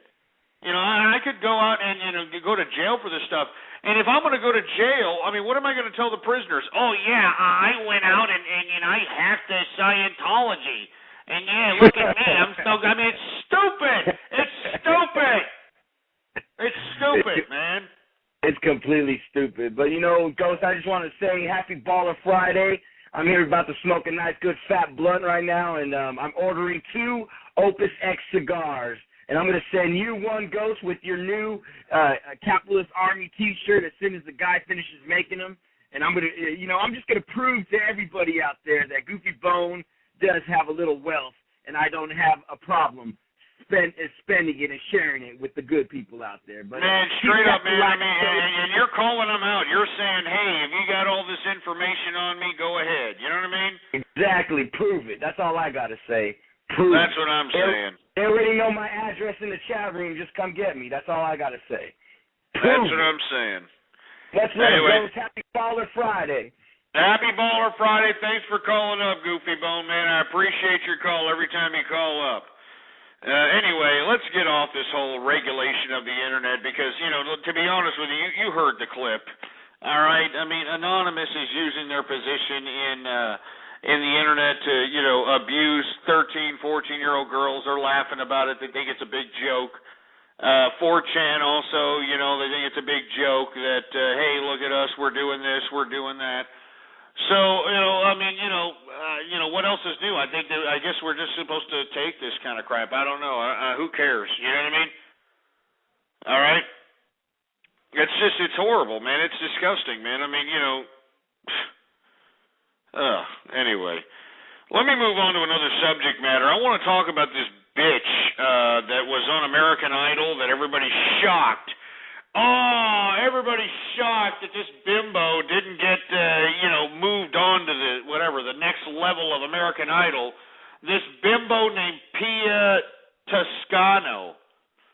All right, Toscano, some Italian bimbo, you know, from, you know, the East Coast somewhere. Everybody was shocked. All right, you know, everybody was shocked that I cannot believe that they didn't vote for you, and you had J-Lo crying that this stupid bitch was voted out of American Idol. You had Steven Tyler going as far to say, oh, you know that you know, none of the men are voting. It's all chicks voting, and the chicks are hating. The chicks are hating. No. You know what it is? I think you know what it is. Let me explain what happened here, right? This Pia Toscano, this stupid skankosaurus Italian cannoli up the twat having bimbo that was out here, you know, flashing her ass like most broads do nowadays. You know, like, hey, look at me, I got a half-ass voice and I can flash my ass and everybody gets a hard-on for it and look at me and look at this. Well, you know, people are starting to get tired of that crap. You know, I mean, let's be honest. People are starting to get tired of this crap of, oh, I'm going to go and I'm going to flash my ass and that's just all there is to it. And, you know, I mean, maybe people are just tired of these bimbos thinking that they can just get ahead in life just because they can flash some tits and ass. You know, why does it actually have to be about, you know, they're hating, you know, women are hating on this chick or something like that. Well, why does it got to be that way? You know what I'm saying? Why does it have to be that way? Maybe people in America are sick and tired of these scantily clad whore bags that are using, you know, their sexuality and their sex appeal to get paid. You know, maybe people are just tired of that shit. You know, maybe people are just tired of that crap. Excuse my French. I know I'm cursing a lot. It's Baller Friday, all right? I mean, I just can't believe that Steven Tyler, with his, you know, dumbass dentures and his, you know, wrinkled out face, can sit there and actually say that, you know, chicks were hating on this bimbo just because, you know, this bitch gave him a hard leg or something. I mean, look, maybe people are just tired of these bimbos doing the same damn thing. You know what I mean? That, oh, look at me. I'm a little whore bag that can shake my ass. I can shake my ass and shake a bonbon on it, and look at me. Everybody's going to vote for me. Even though my voice sucks, even though I have no real talent, all I got to do is wear these provocative clothes, and, you know, look at me. Everybody's going to vote for me. It's disgraceful. And I'm glad Pia Toscano got unelected. I don't even watch that show, but because it was in mainstream media and everybody had to say something about it, for Christ's sake, I know about it. You understand? I know about it. So bottom line is, Pia Toscano, you stupid, disgusting Italian sausage up the twat having, meatball shoving down your hole having bimbo. All right? This should be a lesson to your dumb skankosaurus ass. You probably, first of all, smell like a bad period, but maybe, just maybe, this particular episode in your life can teach you that just because you can shake your ass and show it, just because you can, waddle around your knockers and show them, doesn't mean you're just going to automatically move ahead in life there, you bimbo. All right? You actually have to have some kind of talent, if you want to move ahead in some sort of a talent show. You actually have to have some sort of talent. You actually have to have some sort of know-how if you want to move ahead in a corporate ladder. And I think that this is a good precedent. I am glad that Pia Toscano got, just completely dethroned. And you want to know why J-Lo was crying? The reason she was crying is she's realizing that, hey, my days are numbered. I can't shake my big fat ass anymore and make money. Guys are starting to realize that whores like me just want to get your pocketbook and it's just not fair. No, it's perfectly fair. It's perfectly fair. You know what I mean? It is absolutely perfectly fair for individuals that are out here that are thinking that they can sell their sexuality to get ahead in life. It is perfectly fair.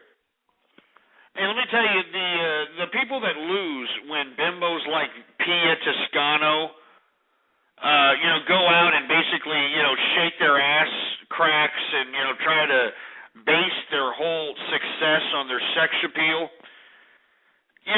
What's good about the fact that she did not get voted in as American Idol, it proves to me that everybody's getting sick, Everybody is sick of this disgusting type of activity. That, we're supposed to just praise bimbos that, shake ass and, Jesus Christ. Pia Toscano, honestly, shove a meatball in your ass, all right? Jesus Christ. Anyway, let's move on, shall we? Let's move on to another subject matter. Let's see. Plastic surgery. And the reason that I want to talk about plastic surgery is what the hell is going on with women nowadays with these dumbass cat-looking, disgusting, burn victim-looking faces. Can somebody explain why this is somehow, I don't know, like in vogue?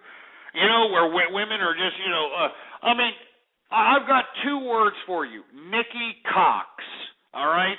Now, I know it sounds like I'm making it up, but just look at that bimbo, Nikki Cox, all right? She was a nice-looking, decent bimbo back in the day, and just all of a sudden, because she thought that she's got to look better and this and that, she mangled her face, mangled her lips, mangled her breast to where her chest plate is like, obviously prominent. This is horrible. And now these women are now starting to believe that men are, actually go for these stretched-faced, cat-faced, disgusting bimbos, for Christ's sake. You know what I mean? What the hell is this crap, man? Let me tell you, we're not turned on by this, ladies, all right? All right, we're not turned on by some stretched-faced, big-lipped, a mongoloid-looking alien bitch. We're not turned on by some bimbo that looks like Catwoman. We're not turned on by this crap. You women need to start calming your ass down when it comes to this plastic surgery. And you know that plastic surgery, even during 2008's recession, ever since 2008's recession, we have seen an increase in plastic surgery. Even amidst a recession, we have seen increases in plastic surgery procedures in America today. And let me tell you, I don't appreciate that, women are just starting to assume that they can just get these, big, fat, disgusting collagen lips and these disgusting faces that are stretched out. They got collagen and, all kinds. You just look like a burn victim. That's what a burn victim looks like. And it's not because they want to look like that. It's because they have to look like that because they're burn victims. I mean, that's what these people are starting to look like, for Christ's sake. You know what, broads? It's just not. It's not something we're down with. All right. I mean, it's just disgusting. And you can even see this in like a little bit of the broads that are in mainstream today. You know what I mean? Anyway, we got 11 minutes left. Let's take some more callers here. Vitochi, are you there, man? Yeah, what's up, baby? It's Vince in the Bay. What's going on, Vince? How you doing, man? Oh, I'm doing great, man. I'm free balling. It's Baller Friday, and I'm ready to do this. I'm ready. I've made a little bit of scratch during the week thanks to the commodities spiking as per usual. And I've joined this Silver Liberation Army. It's kind of similar to your capitalist army, Ghost, but it's a venture where folks across the globe are trying to bankrupt J.P. Morgan by buying up getting physical delivery of all silver and pulling all the physical product off the market, so these criminals like J.P. Morgan can't naked short all of this silver that they don't hold.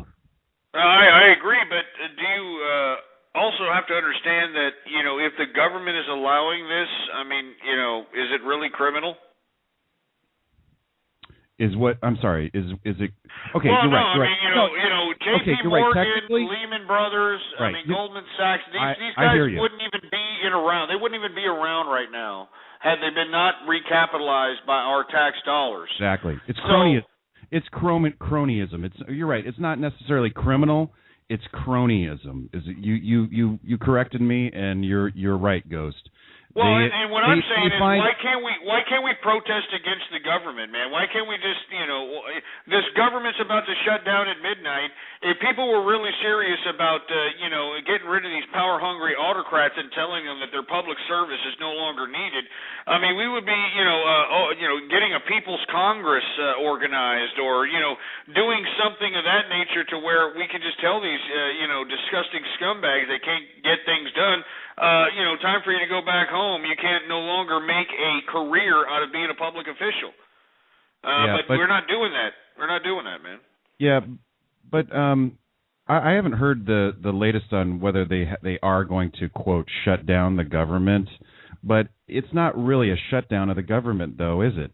Everybody's still going to get their paychecks. Your 213 callers, he's still going to get his check.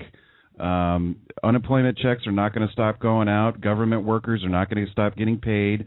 What they're going to do is they're just going to shut down the bare essentials, and which makes me wonder, well, is that such a bad thing? If these things are so non-essential that even the government is going to admit that these things are non-essential, we don't need to provide these. Isn't that a good thing? Isn't that what we should stop doing? They should stop doing in the first place? I think that what we should be doing is coming up with a fiscal 2011 budget where we can legitimately on paper cut these things and not just temporarily do it to offset losses that we're going to incur this year to try to defer, a bad GDP for 2011. If you want my personal opinion, that's what you're economically doing, but I don't want to get technical about it. But inevitably what's happening here is that these people are playing politics, and it's disgraceful, and what we should be doing is, we should be talking about cuts, and we should realize that we can't cut too much, because if we do, it will turn into complete and utter chaos. I mean, just look at what the teachers are doing in Wisconsin, for Christ's sake. I mean, in Wisconsin, all they're telling them to do is like, hey, look, you can't get lifetime tenure, and no more 75% of your income for retirement, and an 8% increase each year. You just can't do it no more. But lo and behold, they went bonkers, and they're still causing chaos in there. Just imagine when these po people in America decide to, uprise because they're no longer getting government cheese and housing vouchers and, all that other nonsense. Yeah. Yeah, no, I hear you, Ghost. And, I think I say let them do it. Let them shut it down, shut the whole thing down. Why not? Because it's the only way that some of these politicians who are, especially these new Republicans that are pretending like they're going to actually cut make major slashes to the spending, this kind of forces them to actually cut spending, and because it's just all theater. These guys are they're just blowing a bunch of smoke up our asses. This whole Tea Party thing is going away really fast, just as fast. Everything's fast as it flared up. You see, Glenn Beck is gone now. They're both sides are trying to move to the center. They're trying to become more moderate, so they have to wedge out the Glenn Becks, wedge out the Sarah Palins, the Tea Partiers. And on the left, they're doing the same thing. They got rid of Olbermann a while ago. They're trying to keep all the squeaky wheels to a minimum over on that side, too. It's a big rush to the center politically right now.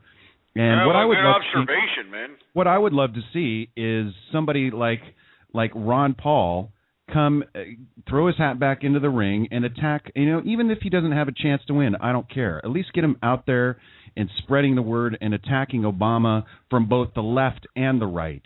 He can attack him as a fiscal conservative and as a on foreign policy, an anti-war foreign policy person on the left. He can get all. Well, we'll see if that happens there, Vince. Ron Paul, has already done this once before, and even all the grassroots campaigns, didn't really do much for him. But anyway, Vince, I want to thank you for calling. We got 5 minutes left. I want to get to the fact that.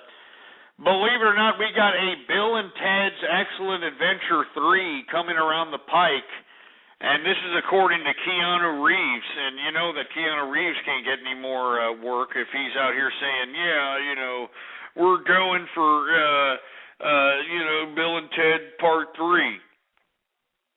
I can't believe it. I don't know what exactly the formulation of the synopsis or the story is. But actually, we've actually got somebody here, and he's been waiting on the line. I hope he doesn't, get upset. We've actually got Edgar Winter, the person that played Bill from Bill and Ted, the other guy, the non-Keanu guy. And, he's going to comment a little bit about Bill and Ted's Excellent Adventure here. He was also in the movie Freaks. So let's go ahead and get him on here. Let me go ahead and put him on the horn here. Are you there, Mr. Winter? Are you there, sir? Yeah, dude. Let me break it down to you like this there, Ghost. Bill and Ted's Excellent Adventure Part 3, dude. In Part 3, we're hooking it up, dude, and everybody out there better go out and do it, dude, because it's Wild Stallions, dude. And unfortunately, dude, we're not going to have Rufus, dude, but, we'll make it work, dude. We'll make it work, dude. All right, I hope that you dudes out there go out and actually make some, ticket sales for us, dude. All right, that's about enough of Edgar Winter. Anyway, Bill and Ted's Excellent Adventure Part 3. We got 3 minutes in the broadcast. Let's take a couple of more callers here. We got Debbie Daly in the house. What's going on, Debbie Daly?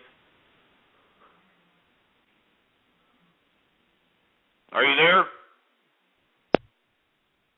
Hello, Debbie Daly in the house? Hold on, let me go to another. Oh, 111, you're in the house.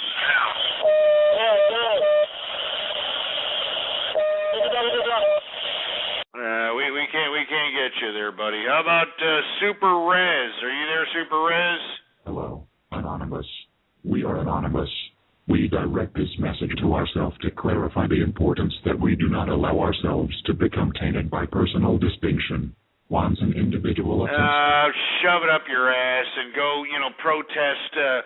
Why don't you protest the death of John Travolta's kid? How about that? You're so concerned about Scientology. Protest the, John Travolta's kid that conveniently died of some seizure or some kind of crap. Give me a break. All right? Shove it up your ass. Shove it up your ass. Anyway, we got 2 minutes left in the broadcast, folks. I want to thank everybody for tuning in with me. Once again, all right? www.capitalistarmy.com. I'm calling on all capitalists throughout the world to join the exclusive party for capitalists. Anyway, 111, are you there? Get the peanut butter? You stupid, silly bastard. Anyway, we got 1 minute left. I want to thank everybody for tuning in. All right? All right? Now, I want everybody to please, all right, please, hook it up. CapitalistArmy.com. Join the exclusive social networking site for capitalists. Anyway, I'm here, same place, same time. Oh, wait, I think we got Debbie Daly back. Are you there? I'm here. My stupid... Hey, what's going on? I wanted to play you a song real quick. Are you ready? It's about... Yeah, go ahead. Cowboy poetry. All right, here's a little tune inspired by one of the great legends of the Old West. Well, there once were two cowboys all alone out on the trail, and they discovered they could sleep with another male. Now they're having gay sex. Cowboy gay sex. Sodomy. Come on, everybody.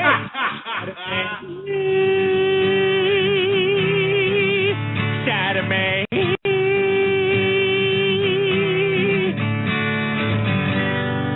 Sodomy. That was pretty funny, man. Anyway, thank you, Debbie Daly, for calling in. CapitalistArmy.com. CapitalistArmy.com. I'll be here next week, Monday through Friday, 4 to 7 p.m. Central Standard Time. 4 o'clock to 7 o'clock Central Standard Time. And I hope everybody tunes in. I hope everyone tunes in. And once again, I'm going to be blogging later on tonight on CapitalistArmy.com. I hope you're there. I want to thank everybody for tuning in with me. Once again, long live the True Capitalist Radio Show. Long live capitalism. And I hope everybody out there spreads the word, because remember, I'm not out here advertising this damn show. It's out here basically word of mouth, baby. Yeah. And that's all there is to it. Anyway, I'm out of here. Long live capitalism. Thank everybody for tuning in with me. You've been listening to True Capitalist Radio. The thoughts, views, ideas, comments, and opinions of the host of this show are absolutely his. Catch more live episodes Monday through Friday from 3:30 to 6:30 Central, or check out archive shows at blogtalkradio.com. True Capitalist Radio. That's it. Boar's Head is bringing a slice of Japan to the deli.